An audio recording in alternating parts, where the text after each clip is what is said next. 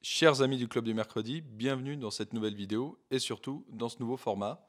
Nous souhaitions marquer le coup pour la reprise de notre chaîne YouTube et nous espérons que ce nouveau contenu vous plaira.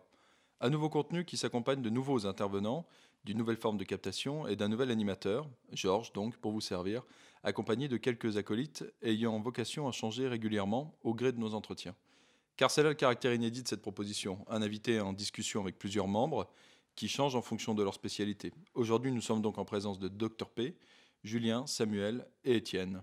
Nous animerons un échange avec notre invité, Baptiste Rapin, tous les cinq. Donc notre premier invité, Baptiste Rapin, qui vient inaugurer ce format, nous sommes particulièrement heureux de le recevoir car il s'inscrit dans la juste continuité de notre précédent contenu.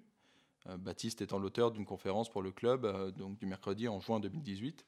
Cette conférence était nommée Management et gouvernance, l'utopie de la coopération, et reprenait les principaux préceptes de Baptiste Rapin à l'époque, et ceux-ci se sont étoffés depuis. C'est donc un véritable plaisir de t'avoir parmi nous aujourd'hui, Baptiste, de recevoir un invité de ton niveau, un ami de notre association, un universitaire talentueux. On rappelle que tu es maître de conférence, que tu viens de sortir un livre nommé Abécédaire de la déconstruction aux éditions Ovadia, et que tu vas inaugurer ce format par une vingtaine de minutes, 30 minutes d'exposé autour justement de la déconstruction à travers les liens entre le management et la déconstruction. Baptiste, avant de te passer la parole, est-ce que tu as des points à ajouter sur ta présentation? Sinon, nous te laissons débuter ta conférence. Merci, cher ami. Je vais débuter immédiatement cet exposé intitulé, on va dire sobrement, Management et déconstruction. Alors, quelle est tout d'abord la raison d'être de cet exposé? Tu l'as signalé, parmi tous les livres que j'ai pu écrire ou les articles que j'ai pu écrire pour des revues scientifiques, je me suis penché sur l'objet management, puisque j'ai été étudiant en école de commerce, j'ai un doctorat et une habilitation en sciences de gestion. Mon poste officiel, effectivement, est rattaché à la section sciences de gestion à l'université. Donc, on peut dire que ma carrière, de façon générale, est orientée vers le management. De l'autre côté, j'ai aussi été l'étudiant Jean-François Mattei, du philosophe Jean-François Mattei, à l'université de Nice. Et alors, il nous a quittés, hélas, en 2014. Et Jean-François Mattei, dès sa thèse, soutenue en 1979, publiée en 1983 sous le titre L'étranger et le simulacre, avait accordé une importance capitale au phénomène de déconstruction, en ce sens qu'il identifie en celui-ci la remise en cause radicale et nihiliste de la tradition métaphysique occidentale, la tradition grecque. On retrouve ce souci de la déconstruction et des effets néfastes de la déconstruction dans un ouvrage posthume publié en 2015 et hélas, mille fois hélas, préfacé par Raphaël Enthoven, L'homme dévasté. L'homme dévasté. Donc la déconstruction, c'est quelque part la pensée de la dévastation. Et donc à plusieurs endroits de mes écrits, j'ai tenté des rapprochements entre déconstruction et management, en les justifiant bien sûr, mais pas en organisant cette articulation, pas en la systématisant. Donc, ce que je propose ici, c'est de poser quelques linéaments de cette articulation entre management et déconstruction pour montrer comment ce duo forme une lame de fond qui est saisissant dans ses effets dans notre époque. Alors, je vais procéder en 4 temps. Le premier consiste à définir les deux termes de façon plus précise. Donc, premièrement, qu'est-ce que j'appelle management? Qu'est-ce que j'appelle déconstruction? Alors, par management, j'entends, et on peut renvoyer, comme tu l'as signalé, à la dernière conférence que j'ai donnée au club du mercredi. Donc, j'entends le gouvernement technoscientifique des subjectivités en vue de la coopération efficace. Donc, le gouvernement technoscientifique des subjectivités en vue de la coopération efficace. Alors, je reprends terme par terme. Efficacité, c'est la nouvelle croyance à l'époque de la mort de Dieu. En pleine société industrielle, toute action ne fait sens qu'en vertu de la performance qui est visée. Bon. Coopération, il faut se souvenir que la révolution industrielle a engendré un exode rural sans précédent, c'est-à-dire un déracinement de toutes les communautés traditionnelles. Et la division du travail a inscrit comme une nécessité la coopération. Mais cette coopération devait s'effectuer non plus de manière naturelle, mais avec des gens qu'on ne connaissait pas, des anonymes. Il fallait donc organiser cette coopération en vue de la rendre efficace. Subjectivité, pourquoi ? Parce que la révolution industrielle, dès son origine, procède à une dissociation entre la conception du travail et son exécution. On dit, retire aux travailleurs, à l'artisan, aux paysans qui sont devenus des ouvriers, leur retire le désir de travail. Or, on sait qu'à compétences égales, beaucoup d'études de psychologie industrielle l'ont montré, à compétences égales, une implication plus grande génère plus de performance. Donc il s'agit d'orienter les subjectivités vers les buts de l'organisation, qui sont originairement donc extrinsèques à cette subjectivité, à ces subjectivités. Le mot gouvernement a également son importance. Je l'oppose ici à souveraineté. Dans la lignée des travaux de Michel Foucault, alors c'est une des rares fois où je vais rendre hommage à un des constructeurs, dans la lignée des travaux de Michel Foucault, je considère que d'un côté, nous avons un schéma, celui de la souveraineté, qui repose sur la légitimité et l'administration des populations par la loi, sur un territoire donné. Donc, ce concept de souveraineté a été forgé par Jean Bodin en 1576 dans un livre qui a eu une importance considérable, les 6 livres de la République, et qui fonde le concept de souveraineté propre aux États-nations modernes. En opposition à ce concept de souveraineté se trouve le gouvernement défini comme ensemble de procédés normatifs, de normes, visant à orienter le comportement de quelqu'un. Donc ici, ce qui compte, ce n'est plus la légitimité, par l'hérédité, par le suffrage, etc. C'est l'efficacité des techniques développées. Et donc vous voyez le lien entre la subjectivité et le gouvernement. C'est par l'intermédiaire des normes qu'on va orienter des comportements, des normes techniques, sociales, psychologiques, etc. Et enfin, technoscientifique, parce que ce gouvernement n'est plus de nature politique, comme peut être la souveraineté, mais il repose sur les acquis des sciences humaines, c'est-à-dire de l'anthropologie, de la psychologie, de la sociologie, etc. Un certain nombre d'historiens, principalement américains d'ailleurs, ont bien montré à quel point les sciences humaines, dès leur naissance, étaient orientées vers la manipulation du comportement. Donc voici en synthèse donc management, gouvernement, technoscientifique, des subjectivités en vue de la coopération efficace. De l'autre côté, nous avons le deuxième terme qui est celui de la déconstruction. Et là, je la définirai comme la tentative de liquidation des formes architecturales de la pensée, au premier rang desquelles la métaphysique grecque. Donc la liquidation des formes architecturales de la pensée, dont le summum est certainement ce qu'on appelle, avec Aristote, le syllogisme. Alors, je n'ai pas le temps ici, dans les 10 minutes, les dizaines de minutes qui me sont données, de détailler, mais quand on lit dans le texte la façon dont les philosophes se représentent la philosophie et la pensée de façon générale, on retrouve très très souvent l'analogie de l'édifice, de la construction. C'est le temple, évidemment, chez les Grecs, c'est la cathédrale chez les médiévaux. Je pense à Panofsky, un historien de l'art, qui a fait ce rapprochement entre la forme de la pensée de saint Thomas dans sa Somme théologique et les cathédrales gothiques. Bon. La déconstruction, elle, oppose d'autres formes architecturales qui ne reposent pas justement sur l'édification. Je voudrais ici citer un extrait de Derrida tiré d'un livre qui s'intitule Psyché, publié en 1987. Et il va choisir l'analogie ou l'exemple de la tour de Babel pour l'opposer justement à la cathédrale ou au temple grec. Voici ce qu'il dit.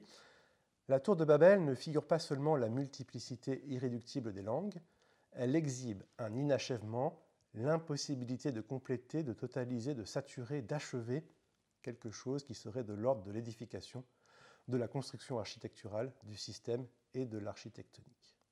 Fin de citation. Donc le programme est assez clair. Il faut débarrasser la pensée de toute forme de systématisation, puisqu'en arrière-plan, tout système impose son ordre et donc exerce une domination arbitraire. Donc il y aura des conséquences évidemment politiques à tirer de cette critique de la métaphysique. Alors ce qu'il faut retenir, c'est que la cible de la critique dans l'architecture, pour les déconstructeurs, c'est le principe de l'arché, donc le grec arché qui forme donc le préfixe, on va dire, d'architecture et qu'on va retrouver dans archétype, archange, mais aussi dans hiérarchie, dans monarchie, synarchie, etc. Pourquoi ? Parce que ce terme en grec désigne deux choses entrelacées. D'une part, le commandement. Donc l'arché, c'est le commandement, d'où monarchie, hiérarchie, etc. Et d'autre part, le commencement. Et les deux sont liés parce que ce qui commande enclenche la suite, c'est ce qui prend l'initiative, parce qu'il y a autorité, et en même temps, ce qui commence détermine la suite, donc exerce un commandement. Donc on voit que autorité et origine sont dialectiquement liées. Or, c'est précisément cette prérogative de l'origine, donc de la généalogie, donc de la filiation, donc de l'engendrement, etc., qui va être remise en cause. Donc, à travers l'architecture, c'est toute une histoire qui va être déconstruite. Alors, comment maintenant articuler ces deux concepts, management des constructions ? Je vais procéder en 3 temps. Le premier temps sera centré sur la convergence des effets. Le second temps sur une certaine filiation commune. Et le troisième temps, qui sera le plus important, sur leur complémentarité anthropologique. 3 temps.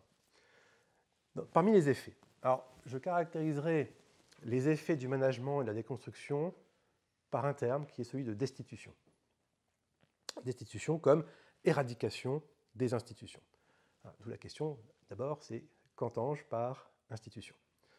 Alors, par institution, je vais entendre le lieu anthropologique, c'est-à-dire qui existe dans toutes les communautés humaines, de la fécondation de la normativité par la légitimité. Alors, qu'est-ce que cela signifie ?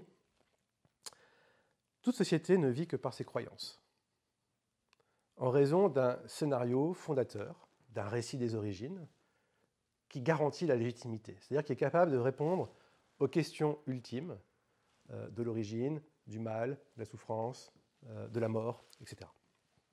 Du sexe également. C'est ce qu'on va trouver dans les religions, dans la mythologie, mais aussi dans des récits plus laïques. Cette légitimité peut structurer des communautés que si elle est médiatisée par une instance, l'institution, qui va s'appuyer sur ces scénarios fondateurs pour prescrire un ensemble de normes et ordonner la société. Par exemple, à travers le droit. Le droit, c'est un exercice normatif, à travers des normes, par exemple, dans le droit civil, ce qu'il est permis ou interdit de faire dans la société entre parties. Bon. Donc, vous voyez, la normativité ne peut être qu'instaurée que si elle se rapporte à une légitimité intermédiée par un ensemble d'institutions qui peuvent relever dans des communautés traditionnelles du rituel, dans des communautés plus développées d'institutions politiques, d'administration par exemple. Bien. Alors, du côté de la déconstruction, on trouve à la fois la critique de la normativité, ce sera tout le travail de Foucault et de Deleuze, que de montrer que les États modernes, le système capitaliste, justifiés selon leur point de vue par toute cette tradition grecque dont j'ai parlé tout à l'heure, eh bien, exercent un pouvoir oppressant, et il propose donc, par exemple Deleuze, une sorte de mouvement permanent pour échapper justement à l'emprise de cet empire normatif. Mais évidemment, leur critique porte aussi sur la légitimité, dans la mesure, alors, non pas sur tel ou tel discours fondateur, tel ou tel récit, mais sur la légitimité en tant que telle, puisque toute légitimité est oppression d'autres discours donc oppression de minorités, et en tant que telle est bonne à abattre, que ce soit la légitimité républicaine, nationale, communiste, toutes les formes de légitimité, toutes les formes de grands récits, comme disait Jean-François Letard. Du côté du management, on va trouver un même procédé, enfin un même résultat, mais qui procède d'une autre technique, moins évidemment conceptuelle et plus opérationnelle, qui sera la transformation des institutions en organisations. Alors, je m'arrête un instant sur ce point. Une bonne partie de mes raisonnements repose sur cette dualité institution-organisation. Vous avez compris que l'institution compte par sa portée symbolique, ce que j'ai décrit tout à l'heure. L'organisation, elle, ne vaut que par son efficacité, que par son fonctionnement, et donc elle cherche finalement la fluidité des processus qui amènent à cette performance. Que se passe-t-il quand on introduit du management dans des institutions, comme des ministères, comme un hôpital, une université, une école, etc. Eh bien, on sape la dimension symbolique, et donc légitime, de l'institution, pour la transformer en organisation, c'est-à-dire en une seule entité techno-économique. Et donc, par ce phénomène-là, le management contribue au mouvement de destitution généralisée de nos sociétés, jusqu'à y compris nos familles, considérées comme des organisations qui doivent fonctionner et prospérer. Alors, point suivant, la filiation en commun. Il s'agit de la cybernétique. Alors, je rappelle très brièvement que la cybernétique est une science qui émerge à la moitié du XXe siècle, qu'elle est définie par les cybernéticiens comme la science du contrôle et de la communication.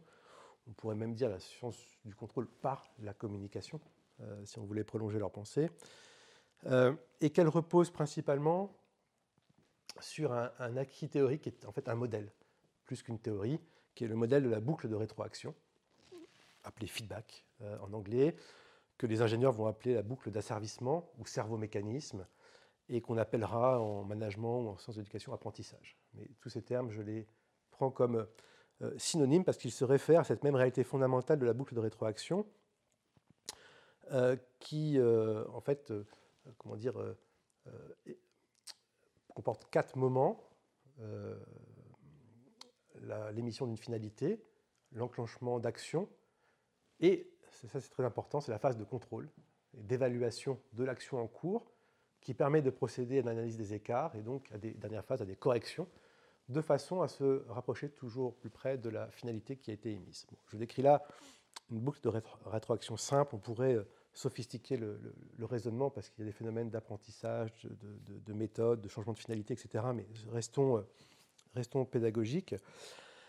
Cette boucle est efficiente par la maîtrise de l'information qui se déroule en son sein, et c'est à cela que servent justement ces mécanismes de contrôle et de feedback. Et cette information qui circule, les cybernéticiens la conçoivent comme un langage algorithmique fondé sur l'algèbre de Boole, c'est-à-dire un langage décomposable en éléments binaires. Autrement dit, bien que résultant d'une réduction du fonctionnement des systèmes à un ordinateur, dès 1943, des cybernéticiens vont identifier par exemple le fonctionnement des synapses comme similaire à celui de l'ordinateur. Bon, malgré cela, ce schéma-là va s'infiltrer dans pratiquement tous les champs scientifiques à partir des années 1950. Y compris en psychanalyse avec Lacan, y compris en anthropologie avec Lévi-Strauss, y compris en physique avec Léon Brillouin, surtout en biologie, c'est la naissance de la biologie moléculaire. Donc là, il y a une avancée décisive qui est réalisée à ce moment-là. C'est à partir de la cybernétique qu'on va penser, à partir de 1953, l'ADN comme un code, comme un message, comme une information.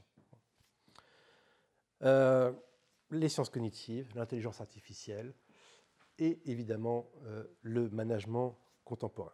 Puisque le management contemporain, et là je reviens sur nos deux termes, se greffe entièrement sur ce fonctionnement de la boucle de rétroaction. C'est-à-dire, quand je disais tout à l'heure que quand on introduit du management dans une institution, en fait, on introduit des boucles de rétroaction. Et la boucle de rétroaction élimine toute action, tout comportement, ou en tout cas a vocation à éliminer toute action, tout comportement qui ne va pas dans le sens de la finalité désirée. Autrement dit, c'est un darwinisme sans précédent. C'est une sélection artificielle et non plus naturelle, sélection artificielle des comportements, qui permet donc cette conversion de l'institution d'organisation, mais donc au prix d'une certaine négation de l'humanité. Quant à la déconstruction, je ne dirais pas qu'elle provient de la cybernétique, ce serait une thèse tout à fait exagérée. En revanche, les déconstructeurs se sont largement inspirés de certains concepts développés par les cybernéticiens pour justifier leur système de pensée. Par exemple, Derrida, quand il présente son concept de gramme, va se référer à la notion de programme chez Norbert Wiener. Gilles Deleuze va emprunter à Gregory Bateson, anthropologue qui a fait partie des conférences Messier et l'origine de la cybernétique, va lui emprunter le concept de plateau dans son livre célèbre qui s'appelle 1000 plateaux. Bruno Latour va s'emparer du concept de réseau. Bon. Donc il y a une influence manifeste de la cybernétique sur la postmodernité. Pourquoi ? Parce que la cybernétique est la première science qui veut totalement se débarrasser de la métaphysique. Norbert Wiener l'écrit, on peut créer une science qui n'utilise pas les termes de fin, donc fin au sens du telos des Grecs, qui n'utilise pas les termes d'âme, qui n'utilise pas les termes de vie, etc., c'est-à-dire l'ensemble des termes que la métaphysique classique pouvait utiliser. Donc vous voyez que management, cybernétique, déconstruction convergent dans le refus de cet héritage de la métaphysique.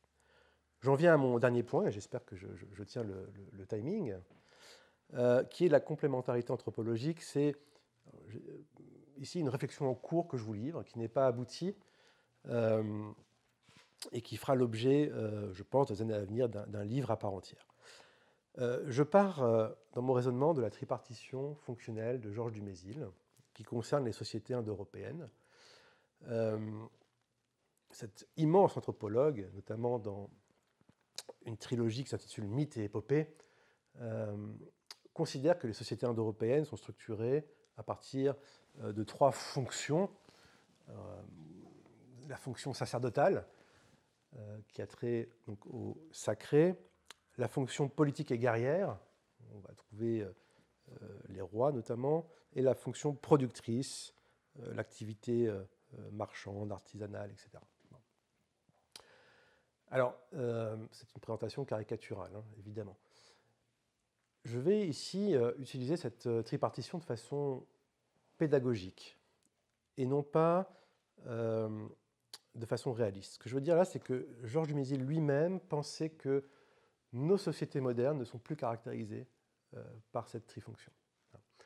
Donc je le prends ici à titre analytique, à titre typologique, pour faciliter le raisonnement. Bon. Alors, quelle serait la structure de la société industrielle si l'on prend pour guide cette tripartition fonctionnelle ? Toute petite parenthèse, si je m'intéresse à la société industrielle, c'est parce que je considère que la révolution industrielle constitue une rupture anthropologique équivalente à la révolution néolithique il y a 12 000 ans. Autrement dit, le grand chamboulement de nos sociétés, selon moi, ce n'est pas l'avènement de la démocratie, ce n'est pas ce qu'on appelle la modernité, c'est l'industrialisation qui s'est produite à une vitesse indécente à l'échelle de l'histoire humaine. Donc c'est pour ça qu'ici, la question que je me pose, c'est comment peut-on décrire la structure de la société industrielle ? Alors, en termes de production, nous aurions ici le capitalisme défini de façon très stricte et limitée comme un mode de production fondé sur le travail abstrait. Je ne vais pas rentrer dans le détail puisque ça ne concerne pas le cœur de mon propos, management et déconstruction, mais on peut dire que ce courant de pensée, cette façon cet héritage du marxisme est aujourd'hui porté par un cercle de penseurs qu'on appelle la verte critique, parce qu'ils sont allemands, et qu'on traduit par critique de la valeur, qui est une interprétation très spécifique de l'œuvre de Marx qui porte sur le premier livre du Capital. Je laisse ça de côté, mais ici, pour moi, capitalisme, ce n'est pas l'économie de marché, ce n'est pas le libéralisme, non, c'est un mode de production, c'est-à-dire une façon de mettre en œuvre des rapports de production au sein des entreprises, des organisations, qui reposent sur la notion de travail abstrait. Si je m'intéresse cette fois-ci à la sphère politique, eh bien, je peux avancer qu'elle est exercée par le management. C'est-à-dire que le type de gestion des populations adaptée aux sociétés industrielles, c'est ce gouvernement technoscientifique des subjectivités en vue de la coopération efficace.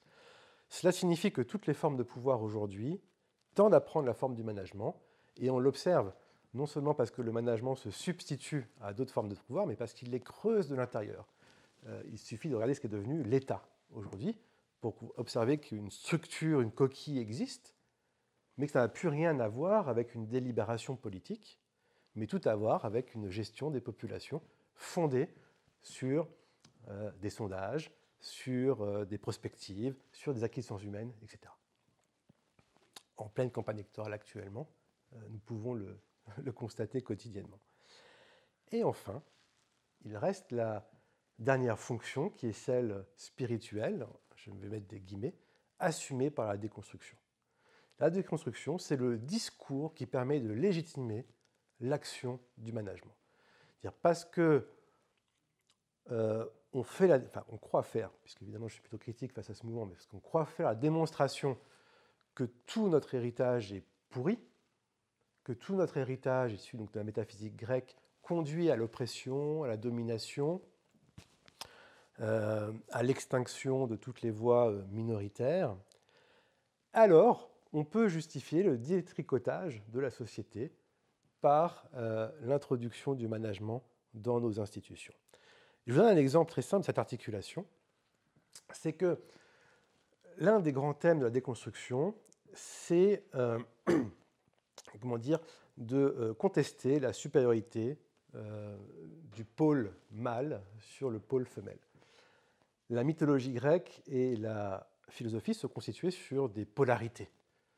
Jour, nuit, sensible, intelligible, corps, âme, etc. Et parmi ces polarités, il y a la polarité homme-femme, mâle-femelle, et on le voit parfaitement développé, par exemple, dans l'allégorie de la caverne, quand on y prête attention, le soleil, qu'on peut observer quand on sort de la caverne, c'est le père géniteur. Donc on voit bien là qu'il y a une sexualisation des images qui sont choisies dans la philosophie.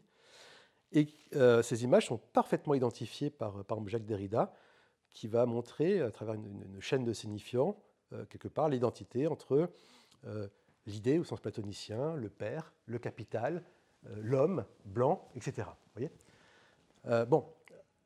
mais qu'est-ce qui permet de mettre en œuvre concrètement cette déconstruction des genres et la promotion, on va dire, la promotion du genre au sens de Judith Butler?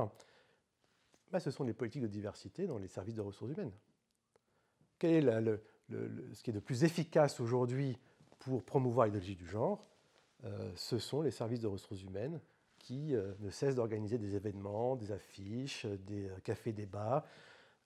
C'est eux qui ne cessent, à travers des règlements d'entreprise, de promouvoir cette idéologie du genre, etc. Et donc là, vous avez un exemple très concret de l'articulation entre un discours et sa mise en œuvre normative par un ensemble de procédés, déconstruction, management. Je vous remercie de votre attention et je suis prêt maintenant à subir le feu des questions. Merci Baptiste. Nous allons effectivement passer un temps d'échange sur ton exposé et puis nous allons progressivement ouvrir le champ des questions pour aller titiller un petit peu tes anciens sujets, rentrer dans la profondeur de ton œuvre et puis éventuellement même aller sur des terrains d'actualité tout en cherchant quand même à rester sur une actualité assez vague puisque nous n'avons pas idée de la date à laquelle cet entretien sera diffusé. Pour information pour nos auditeurs, l'entretien est enregistré le 5 mars. L'actualité va extrêmement vite, donc il faut tout écouter et tout comprendre selon le contexte du 5 mars. Enfin, avant de transmettre le micro, nous allons être vigilants envers les termes utilisés si nous venons à aborder la question de la pandémie et de la gestion de la pandémie. Il y a certains termes qu'il ne faut pas utiliser sur YouTube et donc nous allons faire attention à ne pas les utiliser. Voilà, évidemment, je ne vais pas les préciser.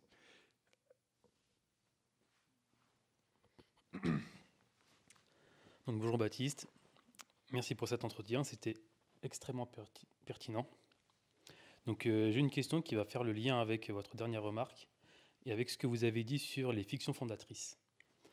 Donc vous avez dit que les fictions fondatrices permettaient à un corps social d'adhérer à une même fiction, à une même histoire, et que de cette adhésion commune à une même histoire fondatrice, à une même mythologie, on en dégageait des règles juridiques auxquelles tout le monde adhérait.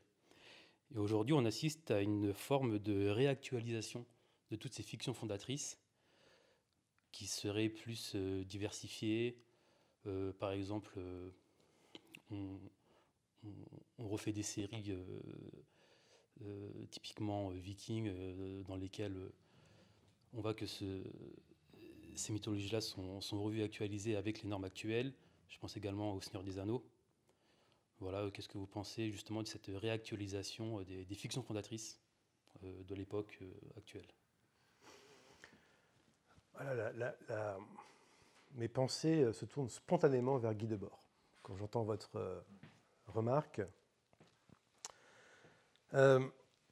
Si vous m'avez bien suivi, je pourrais après, si une question s'y prête, développer cette généalogie, mais l'efficacité occupe ce rôle du scénario fondateur ou de la référence fondamentale de nos sociétés. Bon, déjà, autrement dit, cela signifie que Le Seigneur des Anneaux ou ces séries Netflix qui exhument des légendes nordiques ou celtes, etc., n'existent qu'en vertu des parts de marché qu'elles peuvent rapporter.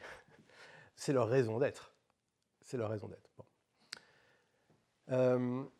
Deuxièmement, on peut aussi croire que ces fictions jouent un rôle de stabilisateur du système. Alors qu'est-ce que j'entends par là? Tout système se compose au moins de deux sous-systèmes, un sous-système positif et un négatif. Je vous donne un exemple. Vous avez un système social qui va être, disons-le rapidement, néolibéral, mais vous avez des manifestations et des grèves qui permettent en fait d'évacuer, comme le carnaval à l'époque médiévale, les frustrations et qui ne font qu'entretenir l'homéostasie générale du système néolibéral qui pourtant est remis en cause dans ces manifestations et dans ces grèves. Voyez. Donc j'ai envie de dire que ces récits auxquels vous faites allusion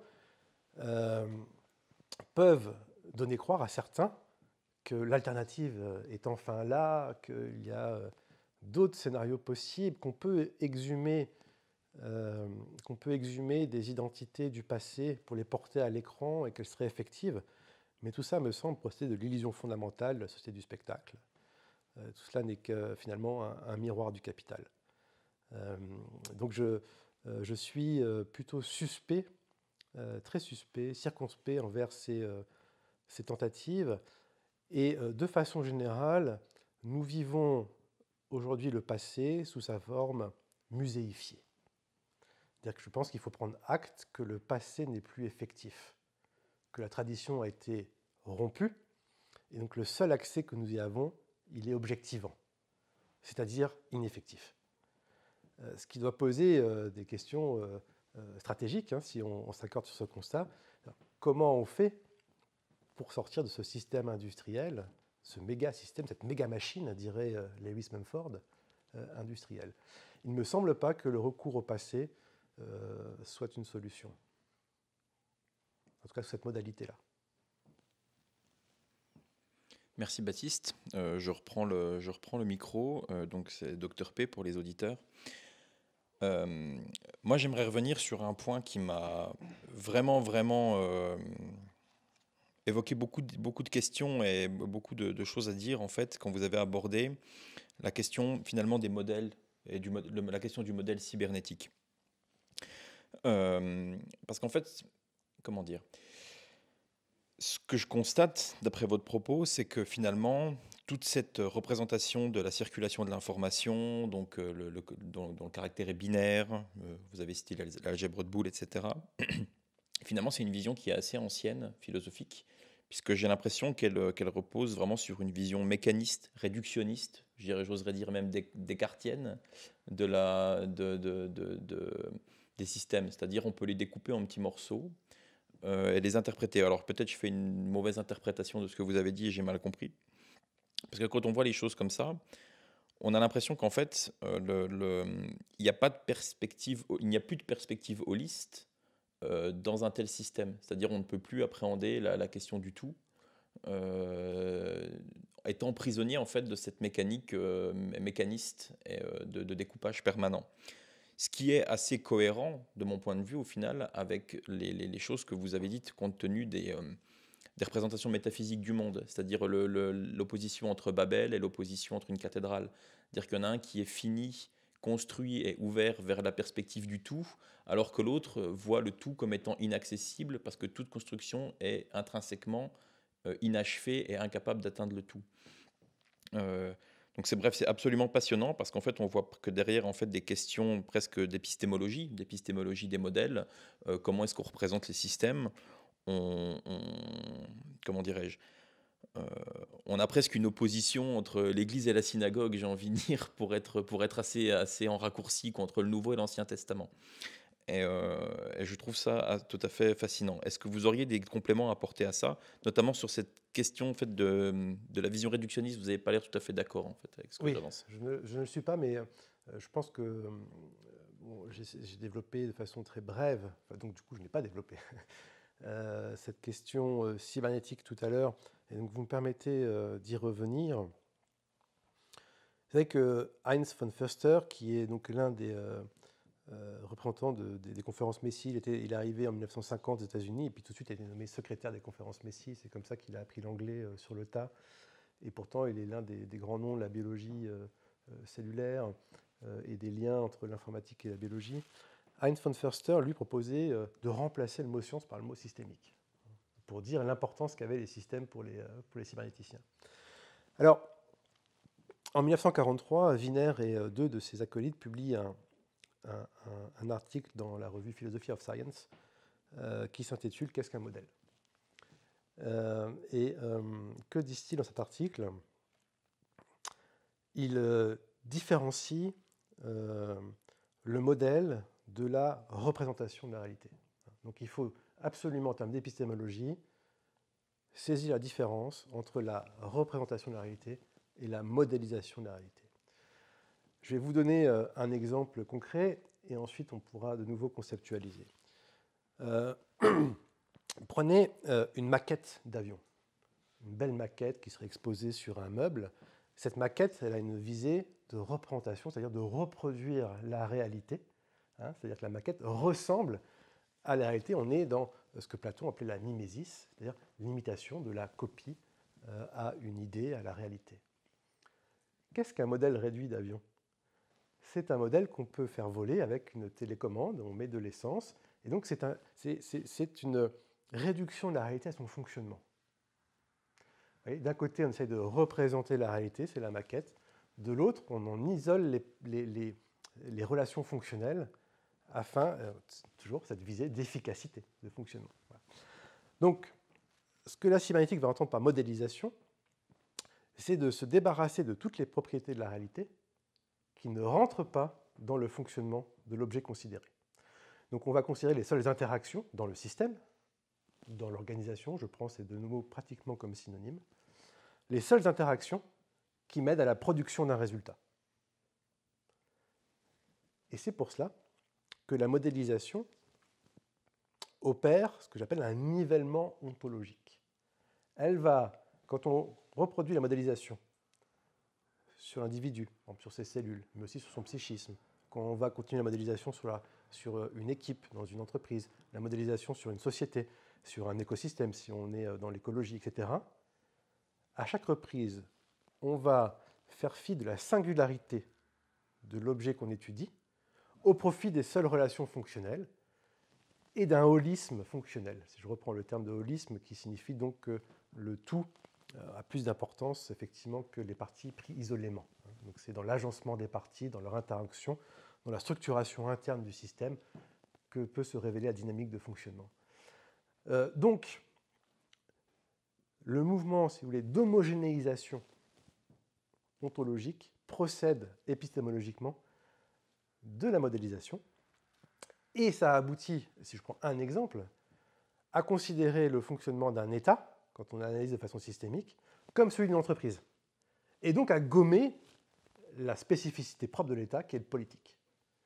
Donc là, vous voyez, j'essaie de dresser le lien entre le niveau métaphysique, la singularité de chaque être, la nature propre, le niveau épistémologique, qui est la modélisation fonctionnelle en cybernétique et en analyse systémique, alors qui a connu évidemment plusieurs écoles. On dit qu'il y a eu 3 vagues de cybernétique, donc au moins autant de systémique, donc tout ça c'est affiné. Et ici, un exemple d'application, ça a des conséquences politiques directes. Alors, je dirais ensuite que la cybernétique a résolu la tension qui avait inauguré la modernité. La tension entre le mécanicisme et le vitalisme. Quand Descartes pose son cogito sum, cogito ergo sum, dans le discours dans la méthode et dans les méditations métaphysiques, il procède à une dissociation de l'âme et du corps pour cerner, on va dire, le cœur de l'existence humaine dans le « je pense », puisque la seule chose dont je ne puisse pas douter, c'est que je doute, donc je suis, donc je pense. Bon. Cette dualité est problématique parce que manifestement, nous sommes aussi faits de chair. Et donc, la tradition philosophique va essayer de concilier ces deux pôles. Descartes lui-même, à travers, dans le traité des passions, la glande pinéale, qui suscitera d'ailleurs des recherches en biologie. Et puis, on va voir certains auteurs qui vont se prendre le parti du mécanicisme, donc du corps, toute une partie des lumières. Je pense notamment à Helvétius, je pense à Lamétrie, avec son fameux livre de 1748 sur l'homme-machine. D'autres vont prendre le parti du vitalisme. Bon. Ben, il me semble que la cybernétique résout cet antagonisme, puisque l'être vivant est une machine et que la machine est vivante. Voilà. C'est-à-dire que le cerveau est un ordinateur et l'ordinateur est un cerveau. Et l'analogie fonctionne pour les cybernéticiens dans les deux sens, ce qui va expliquer que les recherches en biologie vont féconder celles en intelligence artificielle, et celles en intelligence artificielle féconder celles en neurologie, neurobiologie, etc. Vous voyez ? Bon. Alors ensuite, vous avez évoqué un dernier point, le conflit entre Athènes et Jérusalem. Alors ça, c'est un point... je ne vais pas faire beaucoup de transition, mais c'est un point qui m'intéresse dès le début, parce que je soupçonne, et j'argumente en ce sens, qu'il y a une forme de messianisme dans la société industrielle qui relève alors en partie du judaïsme, attention, tout le judaïsme n'était pas messianique, mais qui relève aussi d'un héritage chrétien, il y a du messianisme chrétien. D'ailleurs, Saint-Simon, qui est le pape de l'industrialisme, a laissé un testament en 1825 qui s'appelle le Nouveau Christianisme, et le Nouveau Christianisme, c'est justement la société industrielle. Donc, il y a toute une tradition messianique occidentale, héritée en tout cas du pôle Jérusalem, sous sa forme juive ou sa forme chrétienne, qui, à mon sens, structure la pensée industrielle et qui explique précisément pourquoi Dumézil pensait qu'on ne pouvait plus penser la société moderne sous la tripartition indo-européenne, parce qu'elle était remplacée par un autre schéma de fonctionnement, qui est celui de la linéarité judéo-chrétienne. Voilà. Mais là, peut-être qu'une autre question pour développer plus en profondeur serait appropriée.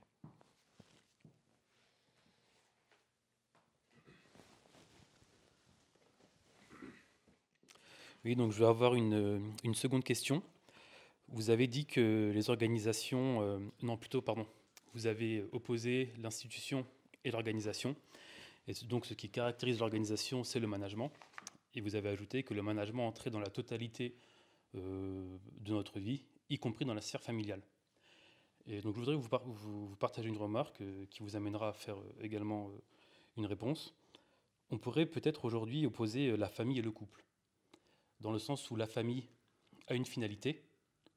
La famille est une institution, elle a une finalité, l'hérédité, etc. Or, le couple n'a pour finalité que son propre fonctionnement, que sa propre efficacité.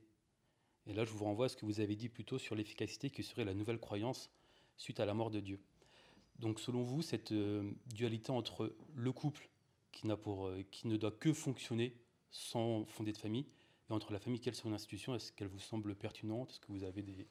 Alors, je dois vous avouer que je n'avais jamais pensé à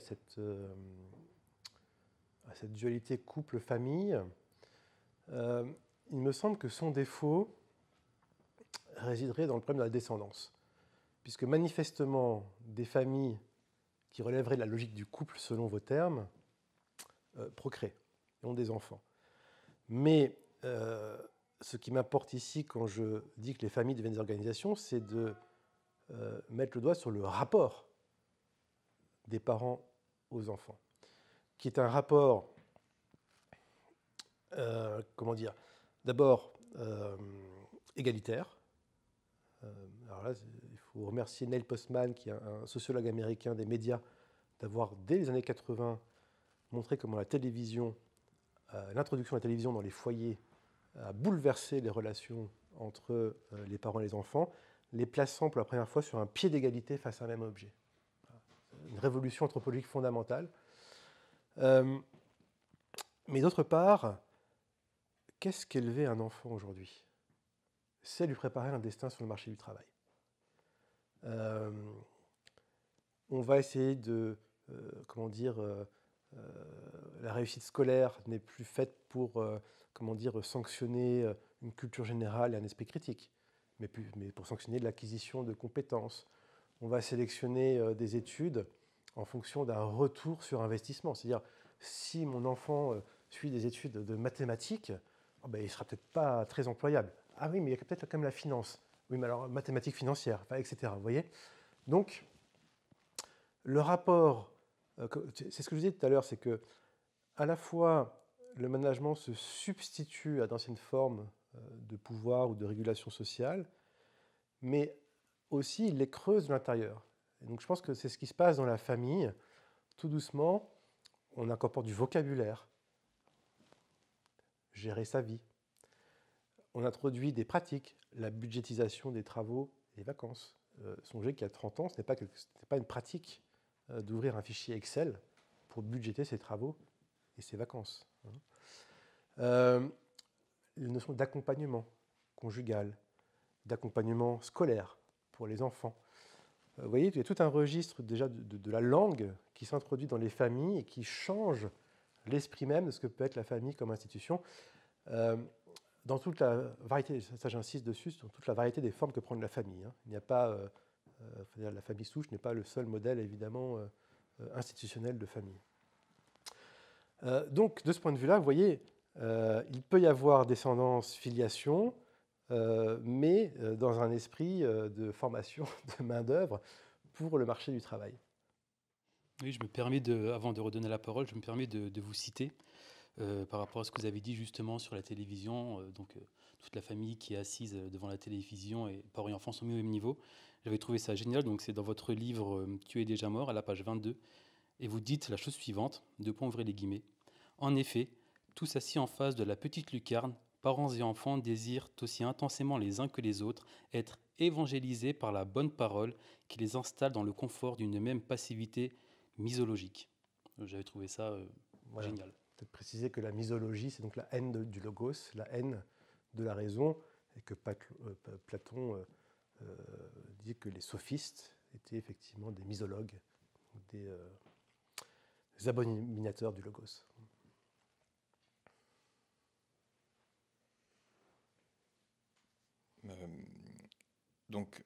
Déjà merci pour ce nouveau point, vraiment intéressant, et qui me fait rebondir en fait sur... comment dirais-je ? Quand vous avez répondu sur l'opposition entre famille et couple, en fait la réponse que vous avez apportée, c'est que on a opposé deux images, alors qu'en fait, là où travaille le management, c'est sur la question plus de la dynamique en réalité. C'est la dynamique des choses qui est à chaque fois mise en cause. Et c'est un gros exercice que j'essaye de faire à chaque fois que j'écoute vos interventions, c'est d'essayer de comprendre, en fait, de sortir, pour comprendre ce qu'est le management, ou du moins ses implications, il faut arrêter de vouloir en faire une image en se disant le management c'est ça, c'est quelque chose qui est profondément évolutif. Oui, si je peux tout de suite compléter ce que vous dites, avant même que vous posiez votre question, l'importance de la notion de processus qui est centrale en management témoigne de votre remarque. Et donc du coup, et vous avez parlé de messianisme, et ça me permet de faire le lien en fait, s'il y a un messianisme, quelle est la nature de l'homme nouveau ? du management? Est-ce que c'est l'homme malléable à l'envie, en fait, et qui finalement est très cohérent avec ce que vous avez dit sur la déconstruction? L'homme, le matériel, le matériau homme doit pouvoir être déconstruit et reconstruit sans cesse au gré de l'évolution de la recherche d'efficacité du système, en fait. Donc, est-ce que c'est bien ça, l'homme nouveau, finalement, que vous esquissez, ou j'ai raté des caractéristiques? Premier élément, vous avez tout à fait raison de lier messianisme et homme nouveau, en ce sens où, en tout cas, alors je dirais plutôt même le millénarisme et l'homme nouveau. Le millénarisme qui est l'attente de la fin du monde et le projet d'y voir une régénération et enfin l'avènement d'un monde parfait, ce qui est exactement ce que les pionniers de l'Amérique ont voulu faire quand ils ont commencé à la peupler dans les années 1620. Le messianisme moderne, je n'ai pas encore parlé de cet aspect, j'utilise le mot moderne quand je me réfère à la structure temporelle de la société industrielle. Modo veut dire maintenant, entre autres choses, en latin. La temporalité moderne accorde une importance démesurée à cette question de la nouveauté. Et là, je vous renvoie aux travaux d'un philosophe allemand qui s'appelle Reinhard Koselleck, qui fut l'étudiant de Gadamer, lui-même disciple de Heidegger. Et Koselleck est un penseur de l'histoire, et il montre comment la modernité se structure, la temporalité moderne se structure autour de deux pôles, qu'il définit de la façon suivante. Un horizon d'attente, ça rejoint un peu ce que j'ai nommé tout à l'heure les grands récits, et un espace d'action.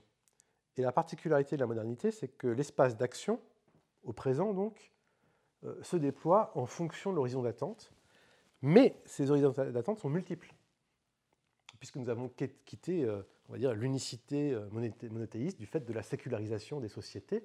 Et donc il y a eu ce que Max Weber appelait un polythéisme des valeurs pendant l'émergence de cette modernité, et donc une concurrence des discours. Donc, le discours nationaliste, le discours souverainiste, le discours jacobin, républicain, communiste, et même nazi plus tard, etc. Vous voyez, il y a une concurrence des horizons d'attente qui explique que l'espace d'action soit un espace de lutte et de militantisme, voire même d'évangélisation, pour reprendre ce terme, puisqu'il s'agit bien de convaincre de sa foi. Les sociétés modernes sont donc tournées vers l'avènement d'un nouveau, avec un N majuscule. D'ailleurs, pour faire un peu pédant, les philosophes parleront du novum. Ils utiliseront le terme latin. La postmodernité, quant à elle, se caractérise par la disparition des horizons d'attente.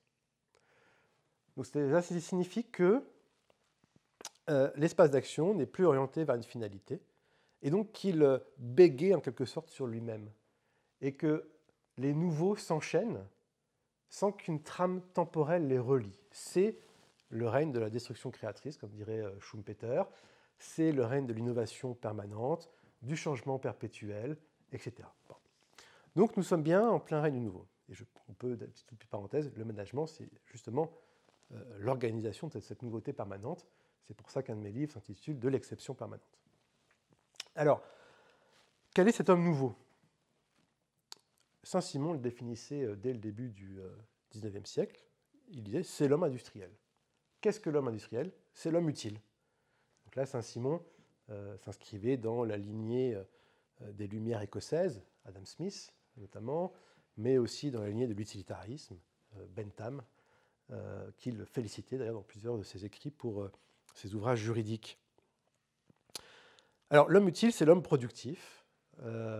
Autrement dit, ce qu'il faut combattre, comme dans la boucle de rétroaction dont je parlais tout à l'heure, c'est tout ce qui ne sert pas la production d'un bien, d'une idée, d'un service, etc. Donc tout ce qui ne peut échapper au calcul comptable du PIB. Je le formule dans des termes un peu plus contemporains. Cet homme industriel, Saint-Simon le définit par un terme, sa capacité. C'est l'homme capable, capable de réaliser ceci ou cela. Mais il y a, alors d'ailleurs, on voit dans l'œuvre de Saint-Simon l'importance de son capacité parce qu'il lui accole tous les adjectifs possibles. Il y a la capacité administrative, il y a la capacité politique, il y a la capacité technique, il y a la capacité théorique, la capacité pratique. Enfin, bref, vous trouvez toute une série d'adjectifs qui sont accolés à ce terme. Mais il y a un sens qui prime sur les autres. La capacité, c'est la faculté à s'adapter à un réseau de circulation. Puisque Saint-Simon a été profondément marqué, comme toute son époque, par la découverte de la circulation du sang en 1628 par David Harvey, qui a bouleversé l'imaginaire des sociétés. Tous les économistes politiques ont imaginé les circuits politiques sur le circuit du sang. Toute la biologie moderne a imaginé l'organisme comme un système de circulation. Et Saint-Simon conçoit la société comme un système de circulation, et surtout de circulation d'argent. Pour lui, c'est irriguer la société par le budget. Bon. Donc, dès le début de la société industrielle, on pense que la capacité de l'homme, ce qui fait le cœur de l'homme industriel, c'est l'adaptation. L'adaptation à quoi? On ne sait pas. Au nouveau, qui toujours advient, sans qu'on le sache. Bon. Vous voyez, donc c'est une situation de stress permanent. Cette capacité, aujourd'hui, on la pense dans des termes beaucoup plus techniques, et on va utiliser le terme de compétence, qui se trouve au cœur de la gestion des ressources humaines. Mais quand je dis au cœur de la gestion des ressources humaines, c'est depuis les programmes scolaires de la maternelle jusqu'à l'université, dans les administrations, et évidemment dans toutes les entreprises. Alors, qu'est-ce qu'une compétence? C'est là aussi une modélisation, et on revient sur ce terme qui est absolument central, de l'être humain, où on ne retient de lui que sa seule part fonctionnelle, c'est-à-dire son comportement.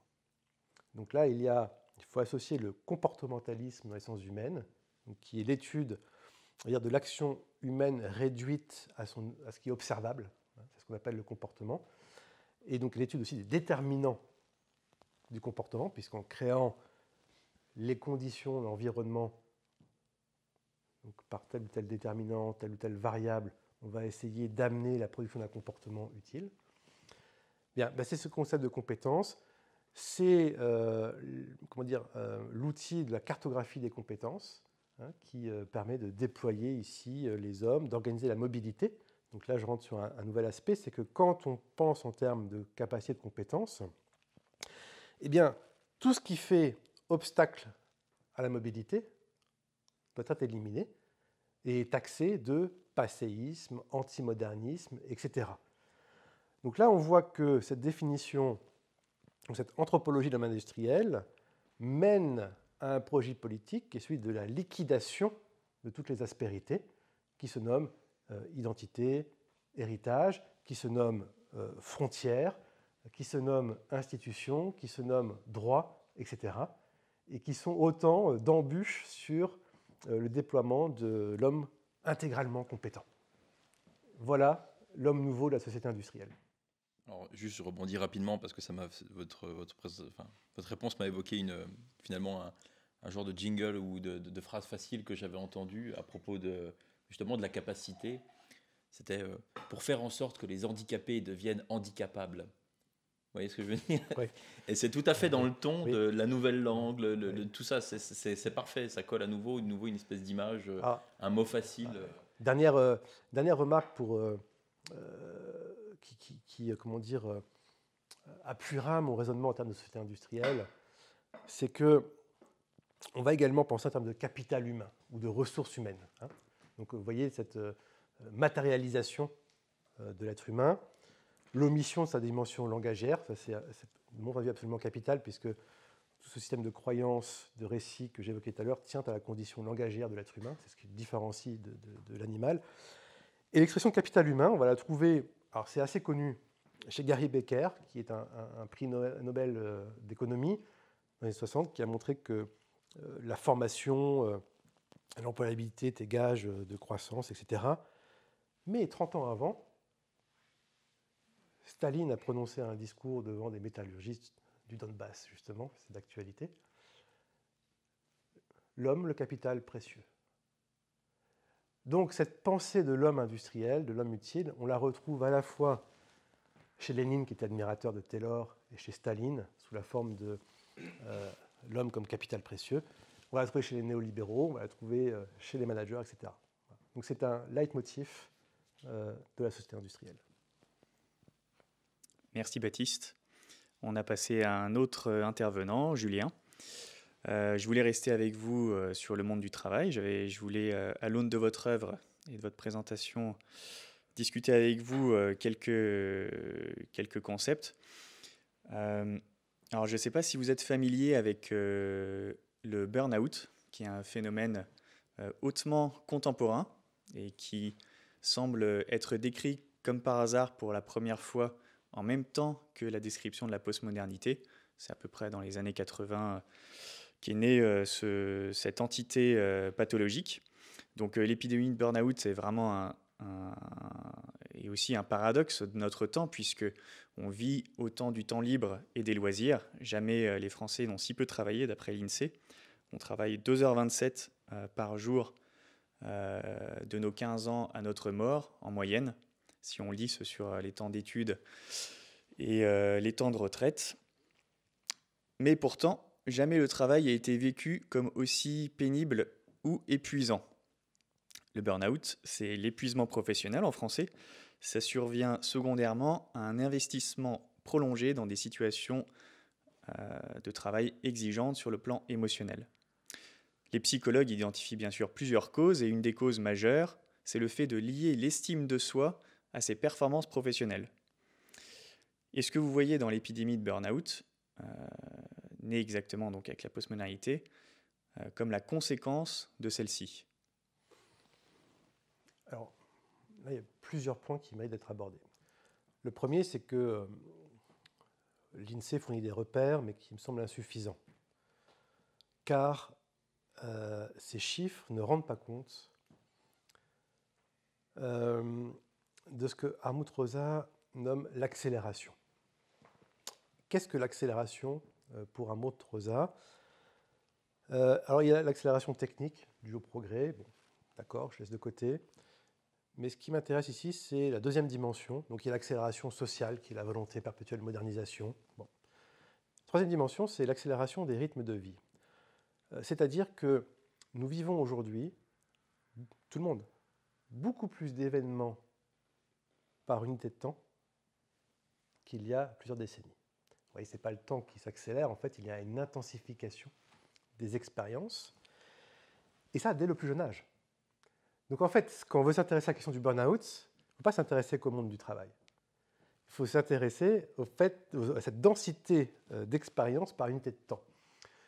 Quand vous prenez le nombre d'activités que font des enfants à la maternelle et que vous les rapportez au nombre d'activités que des cadras comme moi ont pu connaître donc il y a 4 décennies, ça n'a rien à voir. C'est démultiplié. Cela signifie que les temps de repos sont beaucoup moins nombreux dès le plus jeune âge. Donc, certes, les burn-out apparaissent dans les entreprises par la médecine du travail et peuvent être comptabilisés nationalement par l'INSEE, mais je pense qu'il faut les prendre comme un phénomène beaucoup plus général de réponse à l'accélération du temps. Deuxième élément, cette boucle de rétroaction dont je vous parlais tout à l'heure, qui correspond donc à la mise en place des dispositifs de management, d'outils de contrôle de gestion, de systèmes d'information, de grilles d'évaluation, etc. Cette boucle de rétroaction ne prend jamais fin. Sans cesse, elle tourne. Et donc sans cesse, elle nécessite des gens qui vivent dans les entreprises, dans les organisations, l'adaptation. Alors, je vous rappelle, enfin, vous le savez, que le stress n'est autre que le syndrome général de l'adaptation. Mais que se passe-t-il? Le stress était conçu comme une phase critique entre deux phases homéostatiques, entre deux phases de normalité, entre guillemets. Alors là, le stress est permanent. Il est quotidien. Bon. Alors, face à ces deux éléments, l'accélération et un syndrome d'adaptation permanent, je dirais qu'il y a deux réactions. Il y a une réaction d'épuisement, qui est celle du burn-out. C'est-à-dire que les batteries se vident, quoi. Il n'y a plus d'énergie, il n'y a plus de moteur. Et on le voit bien parce qu'on sait bien que plus les consultants, les managers et même les universitaires parlent de motivation, moteur, motivation, moins il y en a. Donc c'est un signe, si vous voulez, il y a un signe clinique presque, c'est que plus on va parler d'implication, de motivation, et en fait, moins il y en a. Donc ça témoigne en fait de l'épidémie de burn-out dont vous parlez. Et une deuxième pathologie liée, mais bon, là je ne suis pas un spécialiste, donc il faudrait demander à des psychologues, la dépression, qui me semble assez proche du phénomène burn-out, mais la dépression se définit cliniquement par un ralentissement du psychisme. Donc il me semble qu'on a là une forme de protection des psychismes face à l'accélération du temps extérieur. Comme on ne peut pas suivre le rythme, parce que seuls les robots peuvent rentrer dans la boucle de rétroaction et, j'ai envie de dire, être aussi efficaces que le voudrait la logique managériale. Il n'y a que l'intelligence artificielle qui peut le faire, ce qui laisse donc présager de la substitution d'ailleurs des robots à la main-d'œuvre humaine. Comme seuls eux peuvent le faire, nous, il faut qu'on trouve des procédés, y compris pathologiques, pour échapper à l'emprise de cette boucle de rétroaction, et la dépression en fait partie. Je suis tout à fait d'accord avec vous. Et certains psychiatres considèrent le burn-out comme simplement une dépression qui ne dit pas son nom. Ce serait juste une des formes de cette maladie, qui serait une maladie, on dit que c'est la maladie du 21e siècle. Dans le burn-out, il y a comme cette idée qu'on a brûlé, burn toutes ses réserves. Exactement. Donc il n'y a plus d'énergie. Dans la dépression, il y a l'image d'un ralentissement. Donc, effectivement, certainement que les deux maladies se rejoignent, mais leurs connotations, je trouve, sont assez différentes, en fait. Et sur le fait qu'on ne puisse pas se reposer, c'est extrêmement intéressant parce que je pense que dans nos loisirs, on a aujourd'hui une exigence de performance et d'efficacité. On voit comme les gens, quand ils partent en vacances avec leur fichier Excel et puis l'impératif de s'amuser et de vivre des expériences sans cesse nouvelles participe bien sûr à cet épuisement. Mais ce qui est étonnant, c'est que le management, dans sa globalité, serait donc contre-productif, ce qui n'est pas possible quand on comprend l'essence du management et ses buts, d'aboutir à une fluidité, à une productivité augmentée avec un homme efficient. Alors, est-ce que le management lui-même ne donne pas des solutions aux problèmes qu'il crée, notamment celui de l'épuisement, d'une part, et de la perte de sens, d'autre part? La réponse que je vais vous donner va compléter, compléter mes propos précédents. J'ai oublié de répondre, je crois, à un point de votre précédente intervention, qui avait trait à notamment la question de la reconnaissance. Le management est une utopie, j'ai parlé de messianisme, c'est donc un discours, une idéologie, c'est-à-dire un système d'idées, une accumulation de connaissances scientifiques fondées sur cette idéologie, qui aspire à un monde fraternel et efficace. La coopération efficace, et la fraternité efficace. Donc il y a une promotion de la convivialité, du convivialisme même, on pourrait dire, qui aurait beaucoup plu à Philippe Murray. Évidemment, ce discours se heurte à la réalité. Puisque la réalité, c'est que l'efficacité ne provient pas de l'application aveugle des modélisations managériales, qui consistent donc à appliquer les mêmes process dans toutes les entreprises, dans toutes les organisations, dans toutes les administrations. Vous voyez ? Non, l'efficacité, elle provient du fait que des collectifs de travail parviennent localement à trouver des solutions singulières à des problèmes singuliers. Bon. Et le management est contre-productif, oui, 1000 fois oui, parce qu'en voulant plaquer des modèles tout faits, il empêche ces collectifs de travail de trouver ces solutions singulières. Or, l'estime de soi qu'on construit au travail tient justement au fait qu'on parvient à déployer son intelligence pour résoudre des problèmes et qu'on peut être fier de soi. Or, le management crée un ensemble d'outils, de dispositifs, de processus qui limitent cette part de la créativité, du déploiement de l'intelligence des collectifs de travail. Qui plus est, la reconnaissance dans ces systèmes-là est toujours la reconnaissance du point de vue du management, et donc en termes personnels, des managers. C'est la fameuse évaluation. Et on oublie que la principale source de connaissance, c'est toujours celui qui s'y connaît aussi bien que moi et qui peut apprécier ce que j'ai fait. C'est par exemple, si je suis un programmateur informatique, ce n'est pas mon manager, qui certainement n'y connaît rien, qui va pouvoir m'apporter la reconnaissance, c'est mon collègue qui est lui aussi programmateur et qui pourra dire « Ah oui, là, tu as trouvé cette astuce-là pour t'en sortir, je n'y avais pas pensé, c'est génial. » Et c'est ce qu'il y a de plus gratifiant. Or, précisément, c'est ce qui aujourd'hui est empêché. Voilà. Donc, Christophe Dejour, qui est un psychologue du travail, oppose les jugements d'utilité, donc de l'efficacité, de la performance, qui sont ceux des grilles d'évaluation, des tableaux de bord, des indicateurs qui proviennent des managers, qui proviennent des DRH, qui proviennent aussi des clients, la fameuse satisfaction client, au jugement de beauté, qui est l'œil du connaisseur, et qui a beaucoup plus d'importance dans la construction de l'identité professionnelle et de l'estime de soi au travail. Voilà. Donc, vous voyez, je fais le lien, je pense, entre les deux questions. C'est que burn-out, dépression, c'est aussi lié au fait que l'estime de soi au travail est entravée par tous ces dispositifs de management, et en particulier de ressources humaines. J'ai l'impression que les sociologues et les managers essayent de pallier à tous ces écueils de déshumanisation des travailleurs et donc de perte de sens et finalement de perte d'efficacité parce qu'ils ne comprennent pas trop pourquoi ils travailleraient ensemble, en se basant sur finalement des